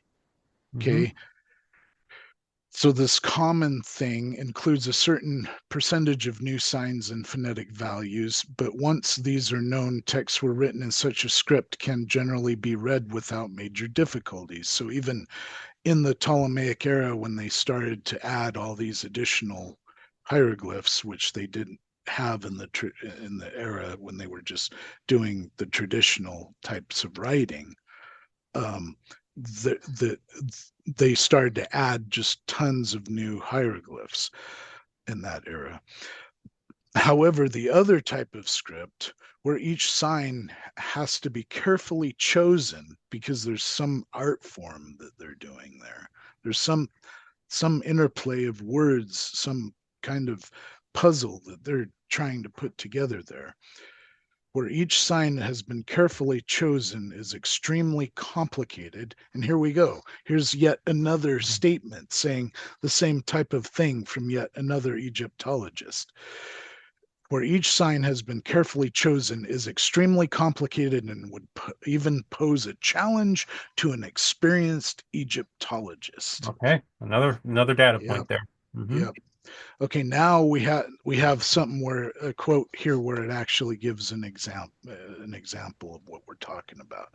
One of the consequences of the application of these principles, the acrophonic, and I was talking about acrophony earlier, where you take the first sound of something, and that's how our alphabet is, right? It's acrophonic, meaning you had the word aleph and you used the sound from it, right? And that evolved into the a. That's acrophony, right? Consonantal, that's a different thing that I won't get into the weeds. Rebus, okay, rebus is yet another thing where pictures spell out. It's similar to what I was showing before, where pictures spell out words, but there's more interplay there, more it would take a little bit to explain these principles, so I'm just not going to right now. Pars pro toto, okay, where and I'll just say this much, where a piece of something represents the whole, right? All right. Some sound in there is even though there's other sounds in there, the one sound is represented in some way or series, couple of, even though there might be three consonants, there's actually only two represented there or only one represented there, something like that, right? It was a break with the traditional orthographic conventions, making the words more difficult to recognize. there was also a significant increase in the number of phonetic values that could be attributed to a single sign. So again, here's where you had originally one symbol having one sound, and then all of a sudden it explodes and it has all of these other potential sounds. As a matter of interest, the traditional readings of the vulture hieroglyph, so I showed you the picture earlier of the vulture that's a bird, right? Mhm. Um, were MT or MWT, pronounced moot, and sometimes NR. But in Ptolemaic hieroglyphs, the same sign could be read as the phonograms M, and that's that principle right there, pars pro toto.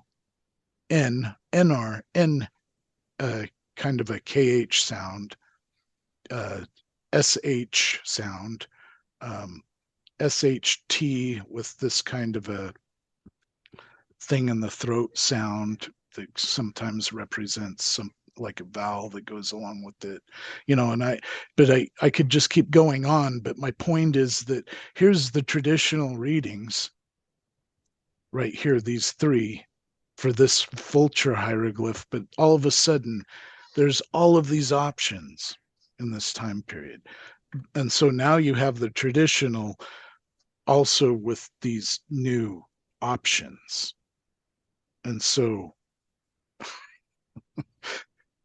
Right. In other words, there's a lot yeah, more. You have a lot more options here of translating these hieroglyphics, much more than the common usage. right. And the use of new signs and innovative combinations of signs were also frequent. Okay. Okay. That's kind of the basis of what we're going to do now. That's where we're going. Okay. Um, but I need to bring in one more thing.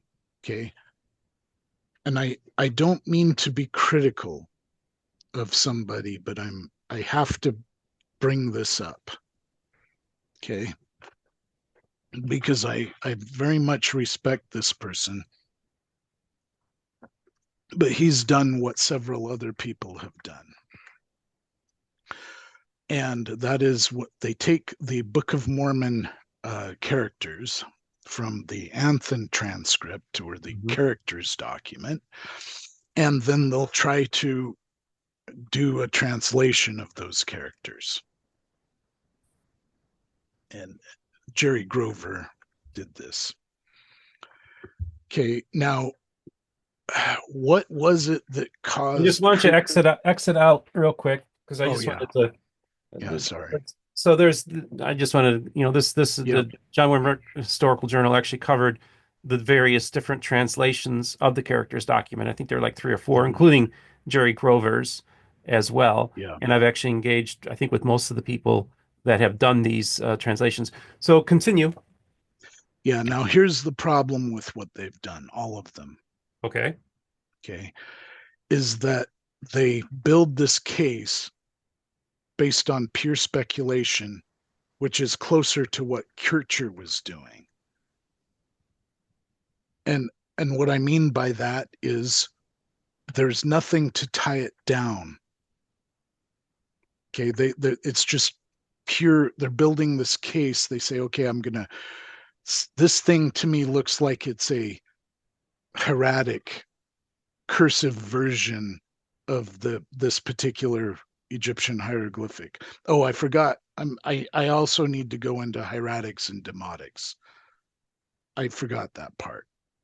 I'm sorry but that's really important too. So hieratics and demotics are cursive versions of these more standard pictured um, hieroglyphics. Okay. So whatever the Book of Mormon characters were, they were some kind. When you say Reformed Egyptian, they were some kind. If they were Egyptian at all, or just named Egyptian, who knows? But if they were truly some form of Egyptian, they were some form of, like I say, cursive. Okay, So Jerry Grover's assumption is that he can go in there and he can get this thing that looks like a hieratic and this thing that looks like a demotic symbol, and and this thing looks kind of like a Mayan symbol, and this thing looks kind of like a Micmac symbol, and this thing looks kind of like a this and then that and the other.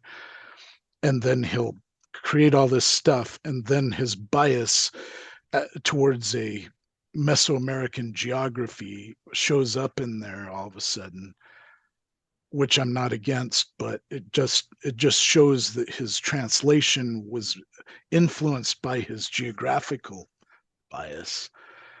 And he's not taking into account anything that has to do with Ptolemaic hieroglyphics. He's going off of the assumption, again, that these things are all, um, we don't know what kind of system or how far back the Ptolemaic kind of hieroglyphics actually, how far back that goes. We just know that it like exploded in the Ptolemaic era. So he's trying, puts together all of these assumptions without anything like, I mean, he's got kind of a methodology that he put together himself. And then he goes on this flight of fancy to come up with this translation. What did he lack?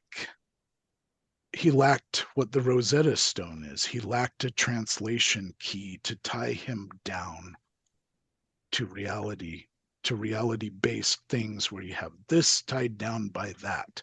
I told you that what's going on with the Kirtland Egyptian papers that's so critical, just like the Rosetta Stone, is that you had this known thing that was tying down this thing, okay, to give it a foundation, so that when you're extrapolating and you're moving back and forth from known to unknown, you could compare stuff from the Greek, and then you could come up with kind of over time what's going on in the Egyptian scripts. Okay, and that Greek version, or that Greek text, acted like a translation key, and also the, like I say, the Coptic vocalizations acted as part of that translation key. So what you have going on here is you have in the Kirtland Egyptian papers, like I say, you've got these characters lined up with, paired up with these things, and that interplay can be distinguished because it's like the Rosetta Stone. Those are tied down. Those are rooted. Those are foundational, or they have foundation. They're anchored. Okay. And so what the approach of these other people, where they're trying to crack the characters document, there's not just to not just Jerry Grover, but they're going off on flights of fancy that have no foundation with that kind of a translation key like I'm talking about. So people have asked me, can I just reverse engineer what Joseph Smith is doing? Well, no, because Joseph Smith paired things together that make it so that I can work with what he provided and what the Egyptian language shows me, and then I can find the interplay. Okay. Okay, and so that's where it's rooted down. So I'm telling you that this is how the reverse engineering is possible. Okay, is because they're tied down by this, and most people, like I say, they would think, well, this translates to that. That's not usually what's going on. This interplays with that. That's what every single time Joseph Smith pairs up something with something else, he's not saying it translates to that. He's saying it interplays with that. Hmm. It has a relationship with that. So now we discover that relationship by working backwards. We know the Egyptian, we know what the English says. What are their relationship? Or what is the apparent relationship? And why don't you Maybe go I back get, to the screen share and then we yeah. can. Let's see if I can get it to work here. Why is this? Oh, wait. My clicking on the, oh yeah, I went to click on the wrong thing again. I'm sorry. I just Right. haven't used this Zoom stuff much. Okay, so now going on to Radio Free Mormon in this quote. I feel that Egyptology has advanced to the point where it is clear that Joseph Smith was unable to translate Egyptian. This is pretty indisputable from Facsimile 3 alone, where Joseph translates the hieroglyphs above the figures incorrectly. So he's talking about, Joseph Smith would say, here's a translation, here's what it says in these figures above the hand or above the head, or, you know, or to the side here above this hand or whatever, right? So that's what RFM is talking about here. And he's saying that Joseph Smith translates the hieroglyphs above incorrectly. Well, okay, if you're looking at the common way that both Rittner and Rhodes were translating this, of course, because this translates to Isis, the great mother of the god. Where does it mention the Pharaoh there? It doesn't in that way, in that common way, the regular Middle Egyptian based way that both Rittner and Rhodes were translating it, right? This has been known for a long time because we have had the facsimiles with us since their initial publication in 1842. The $64 question is, what is the king's name? What is the name of the pharaoh? Well, Joseph Smith identified it as Pharaoh, but we know that it's Isis, so it must be false, right? Mm-hmm. And then you have Ma'at right here, which is supposed to be the prince of Pharaoh. You have this figure that's supposed to be Shulam, you know. Then you have this figure that's actually Anubis, um, a partner of mine that used to be a partner of mine, I should say. And he became a critic of the Book of Abraham after he left the church. His name is Paul Osborne, and he's pretty vocal. Carrie Shirts knows him. Um, Paul Osborne, we did a lot together in the early 2000s when we were trying to reverse engineer the Kirtland Egyptian papers. And then he just gave up. But more recently, Paul points out that the original printing plate for this shows the snout of Anubis, showing that it was a canine figure. And so somebody cut off the snout right here. Anyway, going back to the quote here from Radio Free Mormon. The $64 question is, what is the king's name? This is so devastating to apologists that they have had to come up with an argument that Joseph Smith wasn't responsible for the translations of the figures in Facsimile 3. There you go again. It's another evasion tactic. Just like with the Kirtland Egyptian papers, they're scapegoating Phelps. Instead of going in here and saying Joseph Smith is responsible, there's an ancient context. Let's find the Egyptological reason why these things are paired together. Instead of doing that simple thing like the apologists did with the facsimile, well, I won't call it simple. I shouldn't say simple thing, but I mean, instead of going that direction, just like the apologists did with the facsimiles when they reverse engineered the facsimiles, Hugh Nibley and Michael Rhodes reverse engineered the facsimiles. So they showed the interplay that I'm talking about, the interplay between the picture and the explanation in those facsimile figures. Okay. This is so devastating to apologists that they've had to come up with an argument that Joseph Smith wasn't responsible for the translations of figures in Facsimile 3. I think this is the main point. It gets rid of all arguments about missing scrolls, etc. I would call the interpretations in Facsimile 3 the smoking gun on the Book of Abraham that proves it false. Mhm. That's because Isis, mother of the god, and this text talks about Anubis. This text talks, or the, this text talks about Ma'at in the common way, Middle Egyptian based way of reading the hieroglyphs, which Michael Rhodes and Robert Rittner did a really stellar job of. Okay. And so it's a open and shut case for RFM, isn't it?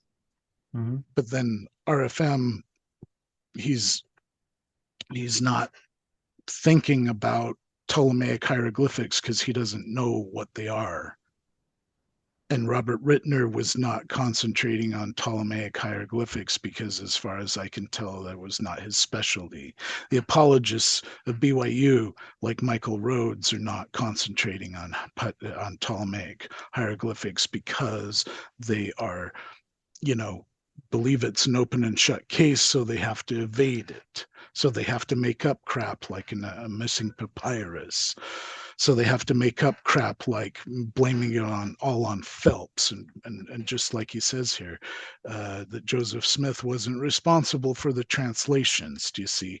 If you Mhm. just if you just follow the evidence and just keep going and going and going until you finally find the ancient context for something, then you've actually got a case that actually lines up with the evidence.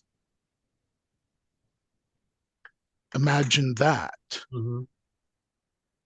See what I'm saying? And so appearances can be deceiving because they are. Okay. Because there's another layer to it. Doesn't mean that they're wrong. Doesn't mean that these translations are wrong at all. No, they're just the common way of translating, and they don't recognize these interplays and these word games and all of this. Okay, get ready. Isis as Pharaoh. Text. Ast. Wirit. Mewit. Nurture. Isis, the great mother of the god. Isis, the great mother of the god. Just like I said, that's Rhodes' translations of these hieroglyphics right here.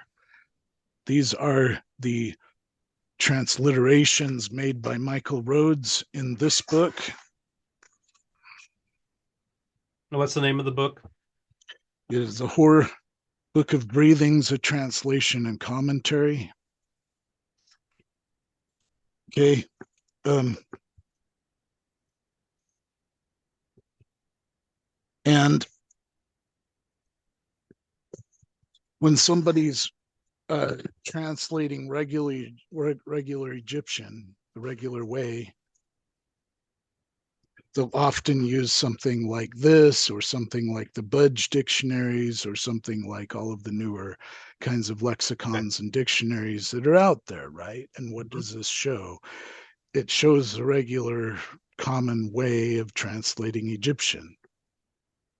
Okay, the regular stuff that RFM is talking about, the Right. regular stuff that Michael Rhodes and Rittner used to translate this stuff.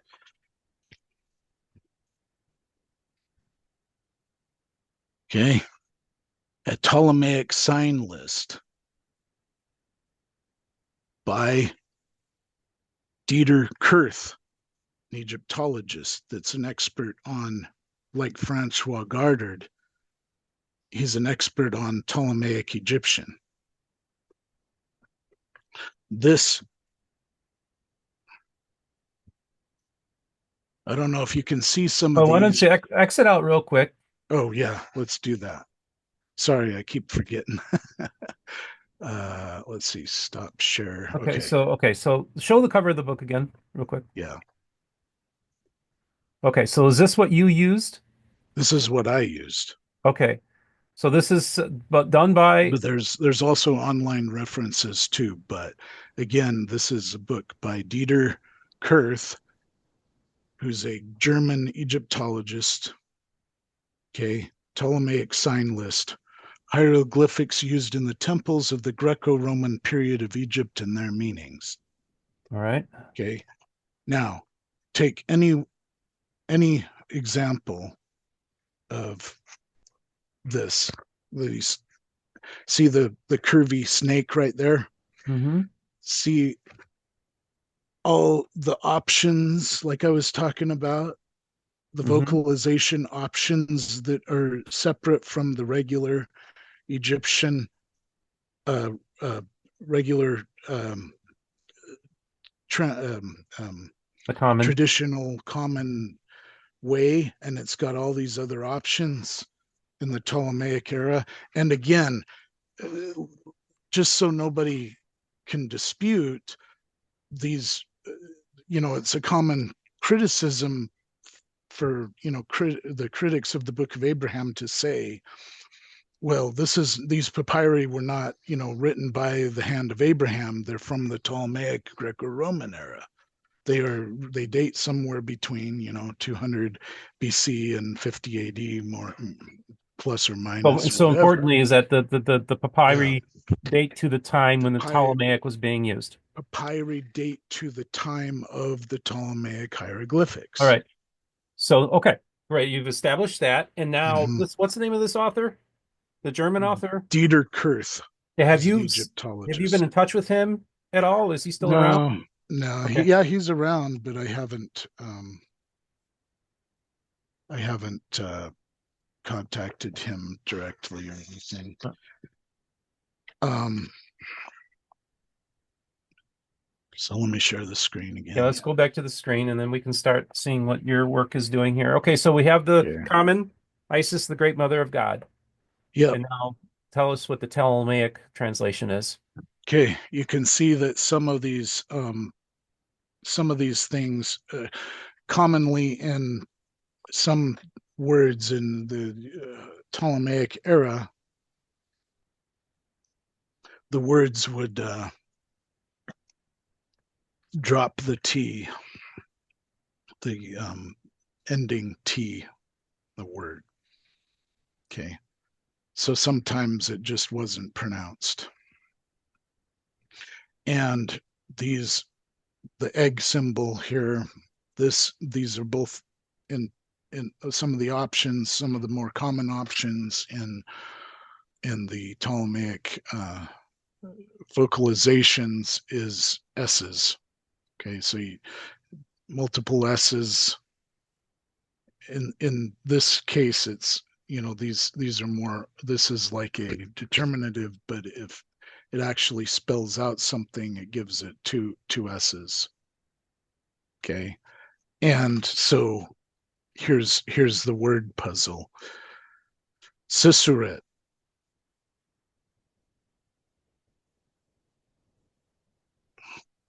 Senriset,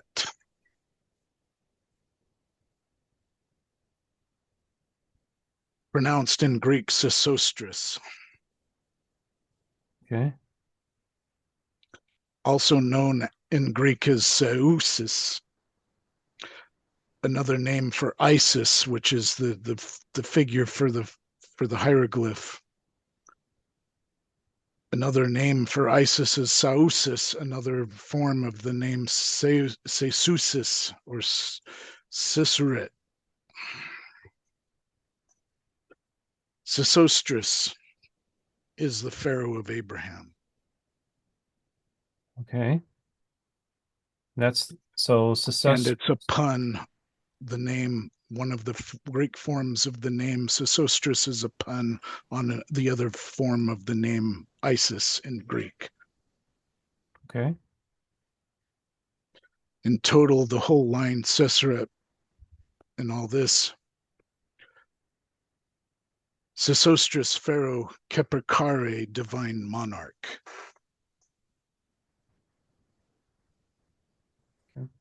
And then what's Joseph Smith's translation of it? Well, his translation is that Pharaoh. he says it's Pharaoh, but now this Pharaoh is named. So you're naming the Pharaoh. So I'm Joseph, naming the Pharaoh okay. Hmm. Sen Nusret. Sesostris. And Sesostris is an established pharaoh that we know of. It's the traditional pharaoh that a lot of scholars over time have identified as the pharaoh of Abraham. Okay. Well, that's very interesting. Hmm. There's a lot. I think I'm tracking here. There's a lot of information you're presenting here, and it's very fascinating. Mm-hmm. So, so let's continue on. Okay, so there you go, RFM. We know the name of the pharaoh. Sesostris. And what did you say about it? You said this is so devastating to apologists. What is the king's name? The king's name is Sesostris Really? because Okay. those are the Ptolemaic hieroglyphic readings. Hmm. Okay, Prince of Pharaoh. Rhodes translates it as Mott, Lady of the West.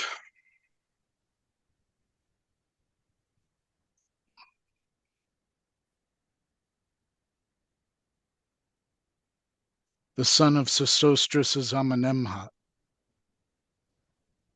Okay. Prince Amenemhat. Hmm.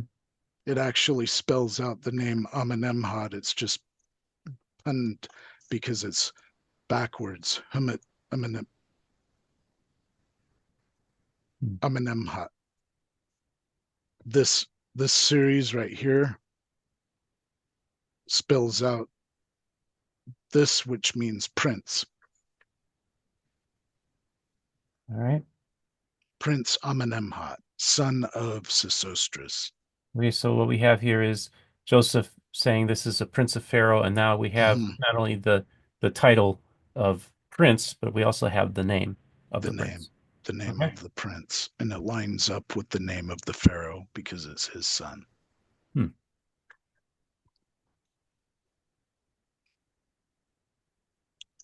Shulam, principal waiter, and I called it a cryptogram. Osiris Hor, the justified forever.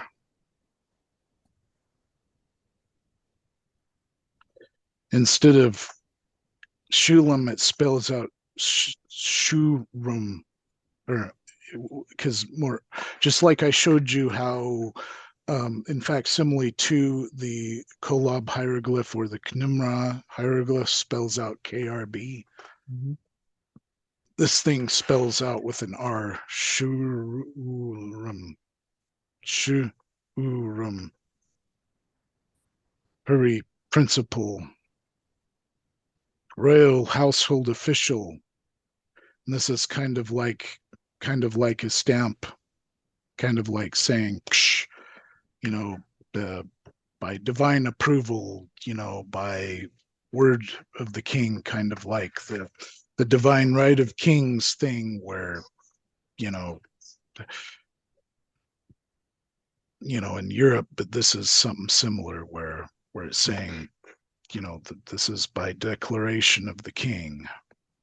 Shulam, royal principal royal household official, and Joseph Smith calls him the principal waiter, Shulam. Hmm.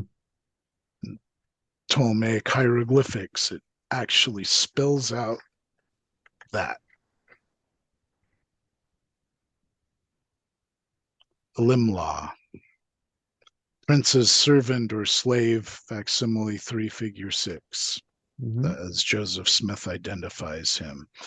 As translated by Rhodes, words spoken by Anubis.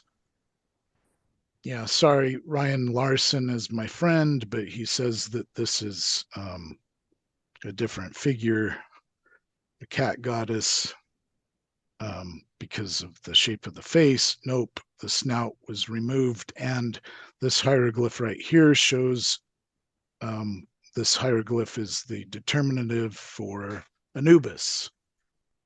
Sorry, Ryan, but Paul Osborne is right. This is Anubis. Okay. And in the Ptolemaic hieroglyphics, Armar, Hmm.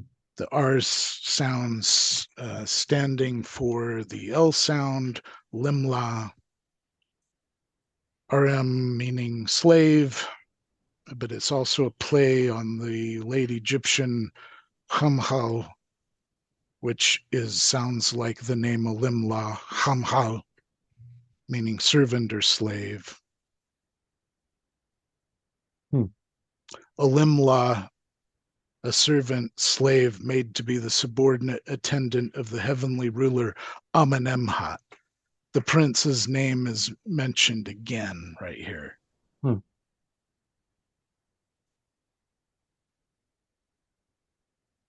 Okay, Hmm. there you go. There's the big reveal. Fascinating. Okay, Wow. now we get to just another type of cryptogram that of the kind of things that I'm talking about. This is actually facsimile 2 figure 11. So this is the round thing Hmm. and one of the panels on the left on the top. Okay, this is one of these panels. So here's the um, hieratic version in as it appears in the printed LDS scriptures. Here is as it appears in the Kirtland Egyptian papers, and here is Michael Rhodes and Hugh Nibley's hieroglyphic transliteration of that same thing, except it's flipped around. So they would read this from right to left. This is because it's flipped around, they're reading left to right. Okay, as I was going through this, so this actually translates to, "O God of the sleeping ones from the time of the creation." Um, uh, uh, please, or let's see, how would you say it? From the time of the creation, uh, please let Osiris Sheshank live forever. Okay, and so that is like what the rest of the panels. So this is only one of those panels in the piece of the text that it says that I just quoted the translation from. This is, "O God of the sleeping ones from the time." Okay. That's the regular Egyptian way of reading this. Hmm. Okay. Now, as I was looking at this and digging deep into the lexicons and so forth, I came across the fact that this thing right here, this is a threshing floor, right? So you'd have the animals going around in a circle, crushing the grain, right, and so forth and so on. Um, so in Egyptian that means time or occasion, and I recognized that the Hebrew word idar means threshing floor. But then it struck me that the Hebrew word adar means high, noble, glorious, majestic, or it also refers to the 12th Hebrew month. Hmm. And then it struck me, this is a key. This is the time hieroglyph is a key, but it's also a pun. But see, going back to the Proto-Sinaitic, they would apply um, they would apply the Hebrew words sometimes to the hieroglyphics, like how they invented our alphabet, right? So now you've got idar, adar corresponding to the threshing floor hieroglyphic, but it's also referring to a Hebrew month.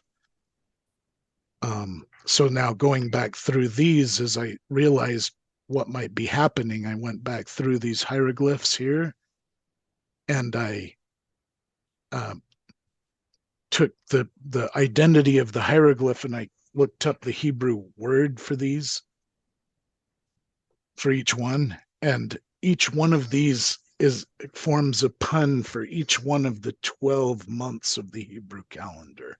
Hmm. Hmm. Fascinating.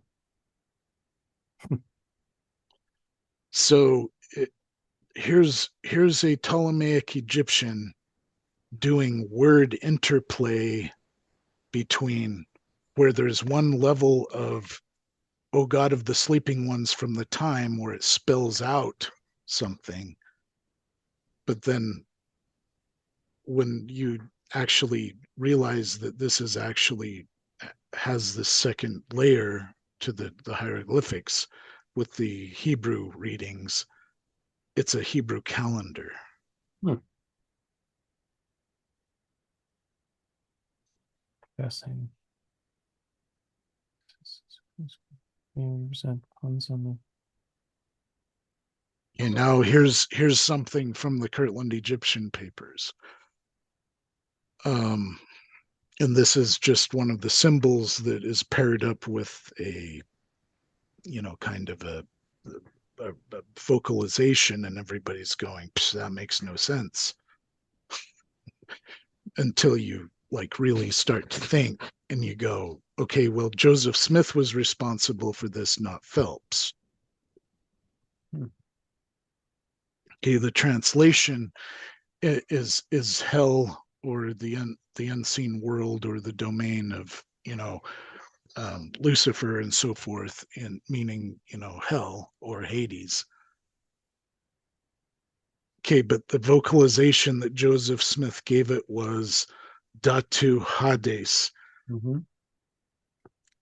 So you can people that have seen uh, Hercules, Disney Hercules movies or whatever, they immediately recognize the word Hades and they go, oh, okay, there's the name of the unseen world or the world of spirits or the hell in Greek right there. So okay, now you've got Joseph Smith applying a Greek word to a symbol.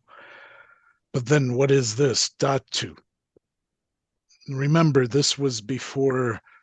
This was in the Kirtland era before all of the reverse engineering of Champollion was out.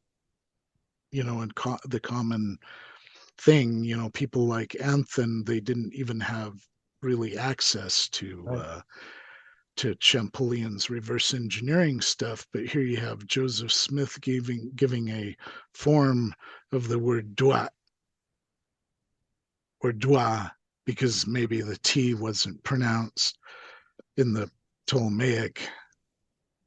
But datu is a form of the Egyptian word doit. So basically, you just have it's almost like you have the two words. It's almost like it's its own They're Rosetta paired Stone. up. They're paired Right. up together It's- intentionally. The Egyptian reading and And the Greek. The Greek reading. Do you have more examples of that? Oh, I have tons. Okay. Um, okay, this is so. Um, well, let's see. So this is something that I've presented on like Last Dispensation and Zion Media and so forth, where I went into a lot of you know detail on this, and I'm not going to do that here. But this is the one teaser that I was putting out about this kind of stuff. So in the Kirtland Egyptian papers, you've got this big section where it focuses just on this symbol. And most of the apologists are ignoring this, going, oh, it's just this weird symbol, and I don't know what that is. And, but if they had been paying attention to Ed Ashman and Hugh Nibley and these other people that had kind of actually gone in with some of these characters that have been lifted from the Hor Papyrus and put in the Kirtland Egyptian papers and actually, identifying them, like which ones they are. This is on Gardner's sign list. It's M17. It's the reed leaf. Okay, Joseph Smith's readings for this are Zakion Yash or Chalcedon Hiash. a very, very commonly known name for the land of the Chaldees or the southern Babylonia or Sumer is Karduniash. And again, there you have the L in this case where it's Semitic, and in some languages they make this into a R sound instead of, and so Carsidoniash or Caridunia, you can see how these names kind of morphed a little bit, but still it's the same name, Carduniash. And Joseph Smith's version is Zakioniash. Okay, but um, the the another word mentioned in the Kirtland Egyptian papers is Zak, Zakioniash. Okay, and people go, well, how does that relate to Chalcedoniash? The the old Iranian kind of Persian name for the place was Sakan Yash. You add the Yash ending to Sakan. You've got Zakia. You've got an alternate version of the word Sakan, Zakian. The Sumerian name of the place where the Sumerians named their own land was Kiangi, land of reeds. Hmm. And here you have a Egyptian person using the reed symbol to signify pictographically, using again a Ptolemaic picture play with the name of the place, the known ancient name of the place. And Joseph Smith didn't even know the word uh, Kiangi, or the name of the place was Land of Reeds. But here you have an Egyptian actually using a Ptolemaic picture play to represent the Land of Reeds as the Egypt, or as the Sumerians themselves knew the place to be named. Hmm. Um, and again, Karduniash is the Kassite version. What is And Kassite?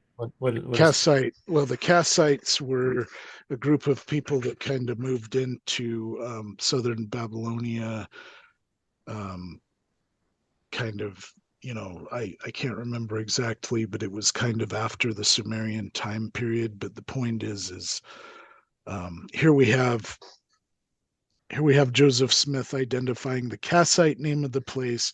Here we have Joseph Smith reproducing something that a Ptolemaic scribe used to identify the place name with a picture play with the symbol of the reed. Um, so my point is there's just because the apologists just can't get past this Phelps thing. They're just, you know, they could have been the ones to do this. hmm And it would have taken them no time because they're the experts in the ancient languages. They leave it up to other people to have to do this stuff. And, because they just simply won't use the right paradigm because they insist on explaining away and evading everything. But this interplay and all of these things, all of this stuff is because this thing is ancient. It wasn't made up by Phelps. This is Ptolemaic picture and word play. This is Ptolemaic punning and word play, picture play. Here's the rope coil. This is identified in the Egyptian alphabet and grammar portion, or the Gale portion of the Kirtland Egyptian papers, as Abraham or Abraham. It's a rope coil glyph.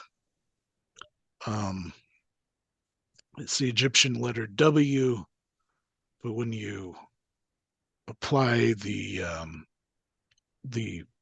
meaning in Hebrew of coiling up, you know, bending over, that kind of stuff that um, identifies words like Barak, Abrech.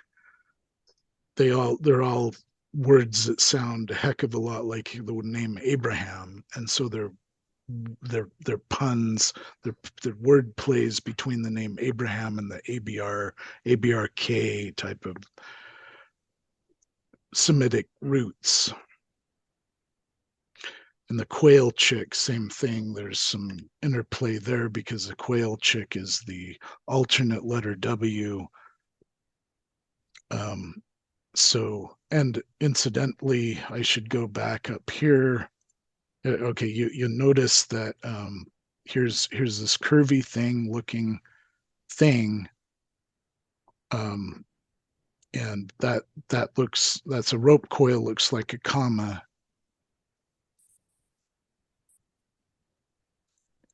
Go back up to facsimile 3. Here it is. This number 3 right here. It says Abraham in Egypt Hmm. in the Joseph Smith's explanation for this character right here. But this character is actually the lotus um, flower on this table. And the lotus flower on the table in facsimile 1 is also identified as Abraham. Well, why is it Abraham? Because it's the curvy thing that has the visual pun, the visual likeness, the visual interplay with the comma looking character, which was identified as, which has the interplay with the Hebrew roots, abrek. It's Okay. Ptolemaic picture play right here. Okay. This is why this is Abraham, because it looks like the comma looking rope coil character. Um, let's go back down. Um, and so again, in the papyrus over in the damaged portion, this is where this was at, but this character was preserved in the Kirtland Egyptian papers, and we know that it was the first character because it's also the first character in the Louvre version of the Book of Breathings that Nibley and Rhodes and other people use as, to fill in the gaps to this particular Book of Breathings. So we know that it was the first character, and it's also, like I say, it appears in the Kirtland Egyptian papers as the first character. Oh, and it's the Egyptian letter I. Hmm. But you can see how it was used as an ideogram, and there's all these interplays or with it. And you can see how this was used as an ideogram, and there's all these interplays with it. And just like with the proto-Sinaitic characters in the proto-Sinaitic alphabet, you have Semitic words being applied to Egyptian characters. And just like in the facsimile explanations, Joseph Smith will say stuff like, "Well, um, here's this up here that signifies the heavens, and this corresponds with the Egyptian or the Hebrew word shalmau, meaning to be high."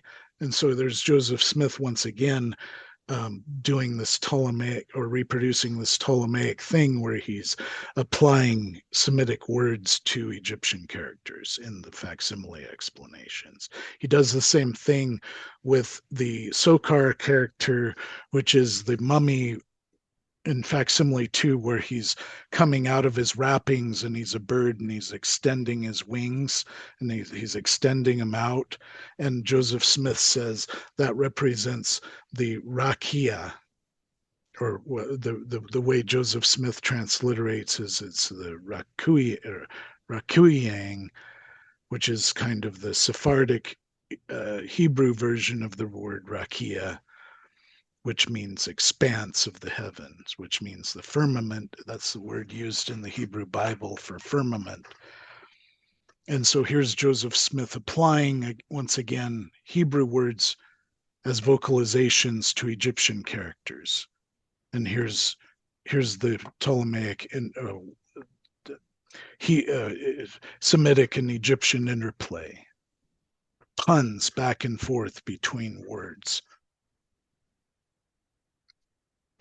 So this was actually discovered by my cousin Vincent Kuhn. He's actually another guy that's like an author on Book of Mormon geography, Hmm. but he's my relative. So Rittner identifies these characters. These are actually not Book of Abraham characters. These actually come from the one of the Book of the Dead characters, and there's a whole section of what's called in the Kirtland Egyptian papers the valuable discovery documents that focus on this person named Katumen or Katamun. And there's good evidence to suppose that this is actually a translation of the piece of the Book of Joseph. Hmm. The Hmm. Tashret Min Book of the Dead papyrus is what Oliver Cowdery identified as the pictures from that particular Book of the Dead are the pictures that Oliver Cowdery identified as coming from the Book of Joseph. So when you asked about the Book of Joseph earlier, and you were Mhm. asking about how Joseph Smith had identified one papyrus as having to do with the Book of Abraham, and another papyrus having to do with the Book of Joseph. Well, it's that particular version of the Book of the Dead that it has interplay with the Book of Joseph. Hmm. It's this particular papyrus, the Hor papyrus, that has interplay with the Book of Abraham. Um, so these characters were identified by Rittner, and he did the transliterations and everything, and we were able to identify it as the cobra symbol. Um, one Ptolemaic reading for cobra is kat, Okay. and then the rest of the characters that go along with it from the Book of the Dead read min. So here's Joseph Smith that identified these series of characters as spelling out the name Katumin, and the Ptolemaic reading for the same characters as Katmin. Hmm.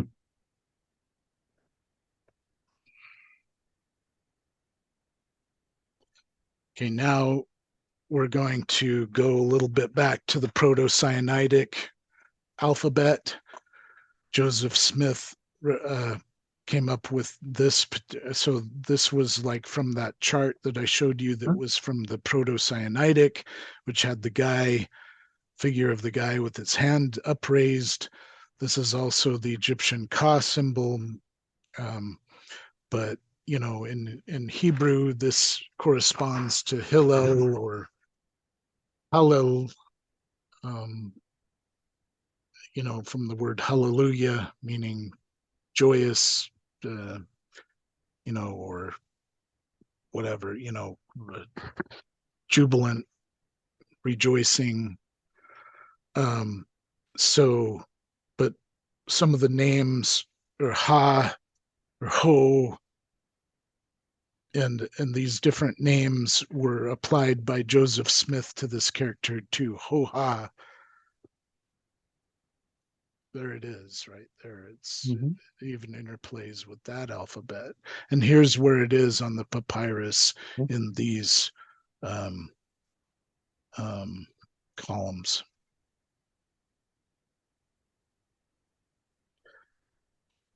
This column right here has this character, and Joseph Smith identified it in the Gale part of the Kirtland Egyptian papers as Vecliflos Isis. Okay, and this is like another complicated thing that I'm not going to get into, but um, this number right here, ve, is number 5 in the Gale, or actually in the Egyptian counting part of the Kirtland Egyptian papers, but it's also used like it is in the Gale, where it's used, ve cleflos isis. Cleflos isis in facsimile 2 is actually referring to the stars, because Joseph Smith actually also applied the word hakakabim, meaning the stars, the Hebrew word meaning stars, which corresponds to Cleflos Isis, or Cleflos Isis, however you would pronounce that. Hmm. And Ve means fifth star. Fifth fixed star is how it's translated in the Kirtland Egyptian papers. And in another part of the Kirtland Egyptian papers, the name for the fifth fixed star, in terms of, you got the central star being Kolob, and you've got these other the governing worlds, and the fifth one in the is named Limdi. Hmm. Okay, so here's the character for Limdi, or fifth fixed star, and it's a bread loaf. It's the Gardner's sign list X1. That's its number in the Gardner's sign list, and its identity is a bread loaf. Okay, and the Proto-Sinaitic, it's got this kind of thing that's looking a lot like Thoth. Thoth is, um, the god that's represented by the ibis and also the baboon, like we were talking about earlier. But you can see that there was a reason that they picked the bread loaf. Multiple Ptolemaic word plays and picture plays going on here. You have the visual likeness to a ibis, and also to the head of Thoth here, looking like the curvy thing, like a bread loaf, like an Egyptian bread loaf. The Hebrew word for bread is lechem, and that's an interplay with the word limdi with its same consonants. And Hebrew ibis maglan, it's interplay again with the L and the M. Hebrew sickle, magal, interplay with the same consonants. Swahili, because these are Afro-Asiatic languages. They all belong to the same family. You can see that some of these also have a D in them. So we're seeing LMD here.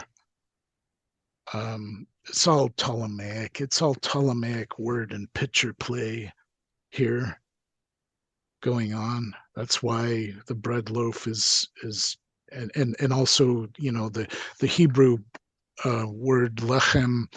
One of the secondary meanings for it is destroyer, or to destroy.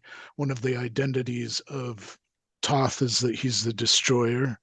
Hmm.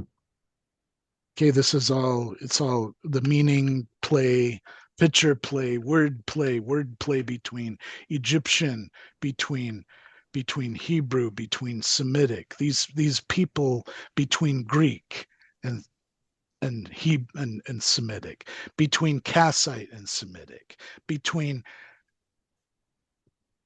okay, I won't get into this, but these numbers, they're actually derived from a language that's from the Himalayas. Hmm. I've found the language that these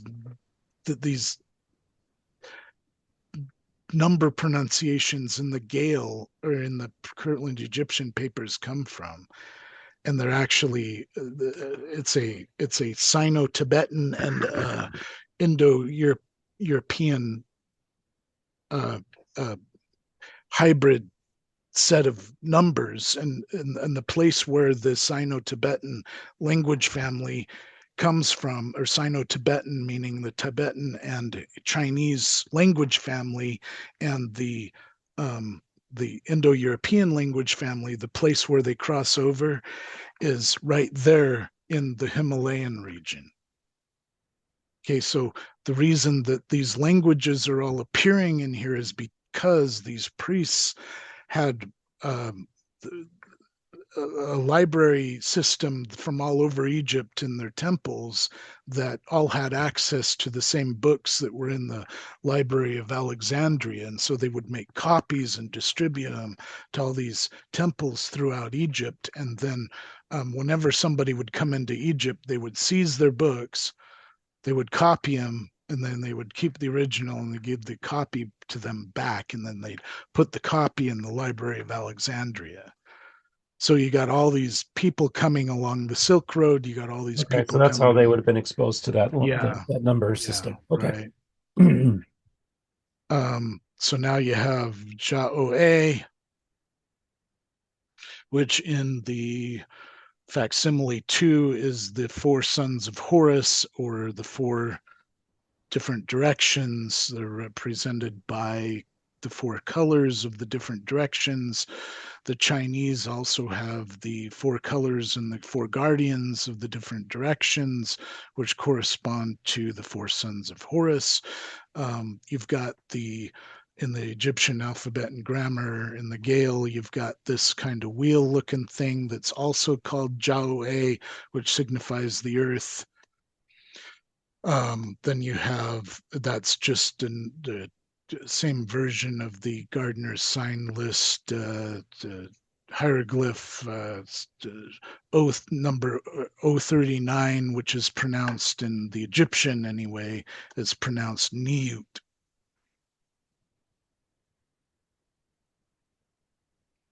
Okay. Now we get to, you know, what I was talking about before, how this Kolob character, it it is the god Knimra or Amun-Ra, or other creator gods sometimes, depending on the region of Egypt that you're talking about. Also, this is another version of it with the four heads of the four um, animals. And so right here, so Knum is a pun. It forms a sound-alike pun with the word for woman in Egyptian. It shares similar um, um, consonants to that.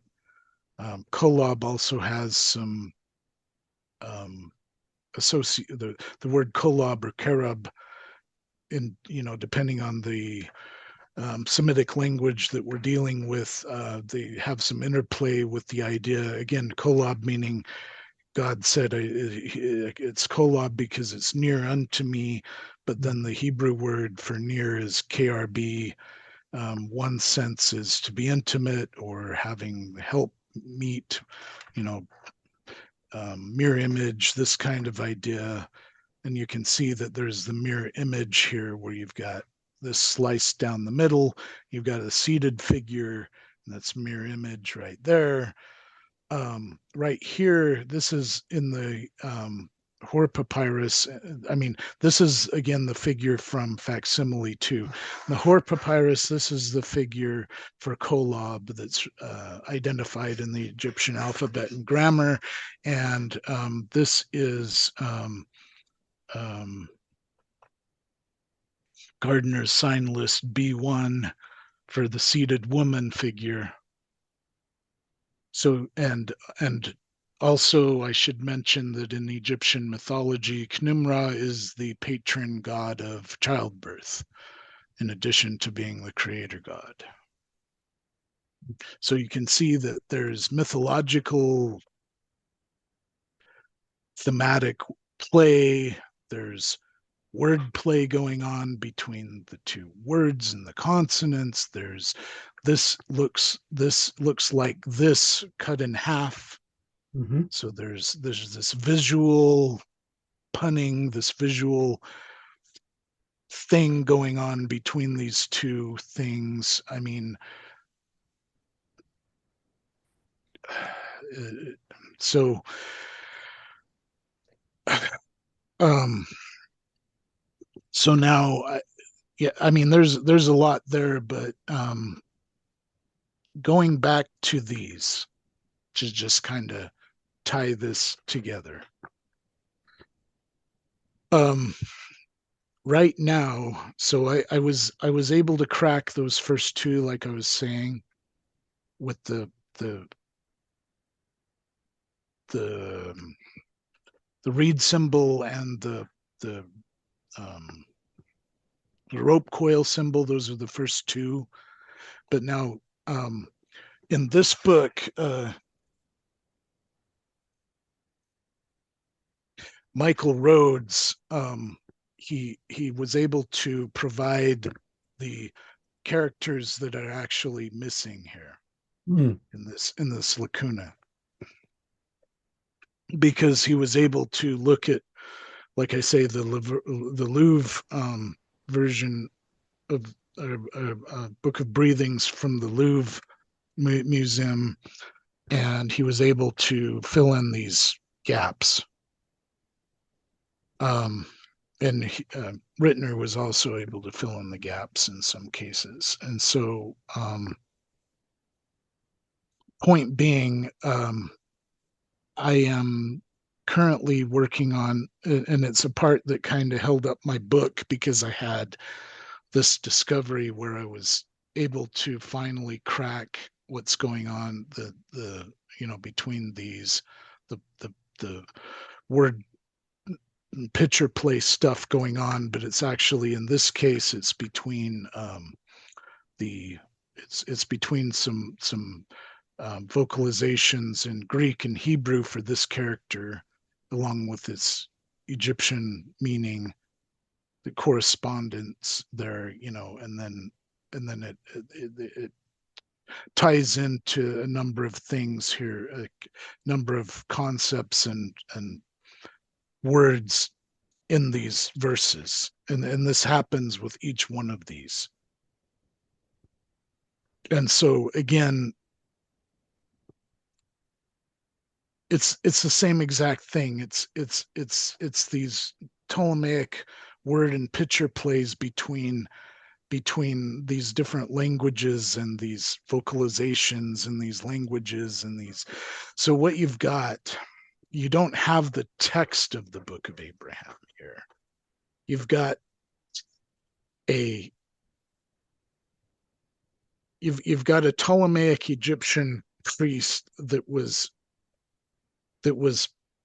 playing word and picture play with some of the content of the Book of Abraham, tying in carefully chosen hieroglyphics that also, in their common way, spell out the contents of the Book of Breathings, but in their artistic, um, you know, aesthetic, kind of, Ptolemaic game, word game, picture game, whatever you want to call this.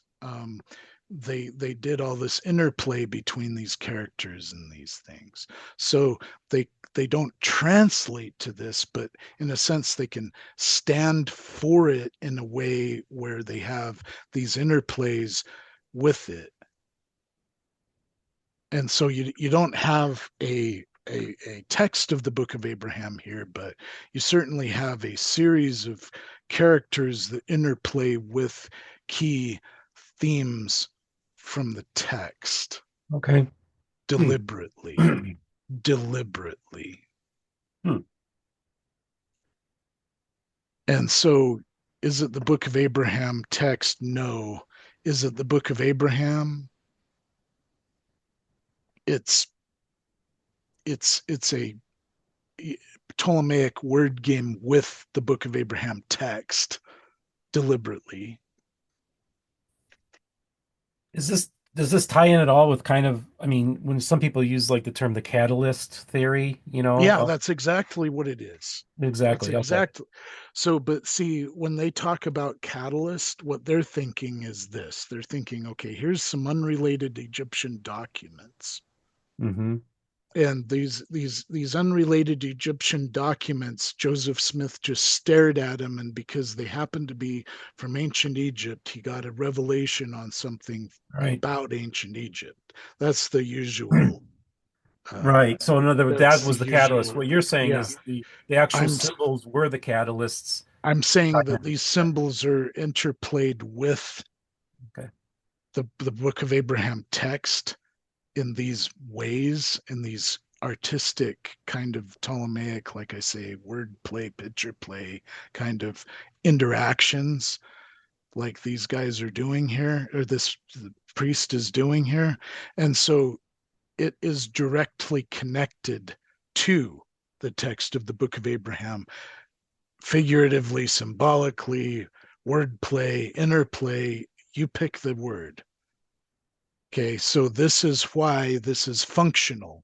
This is why when they say when they say um, there's a catalyst, I'm talking about a catalyst that actually has something deliberately to do with Right. Abraham. Okay, great. Well, are you Okay. done Yeah, showing the I'm slides? done. Yeah, I'm Okay. done. So why don't you exit out? And there's a Yeah. lot, there's a lot to digest here, and I feel like I have a lot of information that I'm still Mhm. processing and digesting. Um, so it's very fascinating stuff. Yeah. Ed, And so I'm telling you that if they just would have done the work in previous decades, and they just would have followed up on the fact that Joseph Smith actually is responsible for this stuff, they themselves would have discovered this without much work. They leave it up to me and some of the guys like Vincent Kuhn and some of these other guys that are my friends, that are kind of working on some similar stuff. Um, but I gotta, I want to leave one big thank you to Carrie Muhlestein. Um, Carrie Muhlestein is a genuine human being. Genuine human being. He is the nicest person on the planet that actually cares about a human being that he doesn't agree with.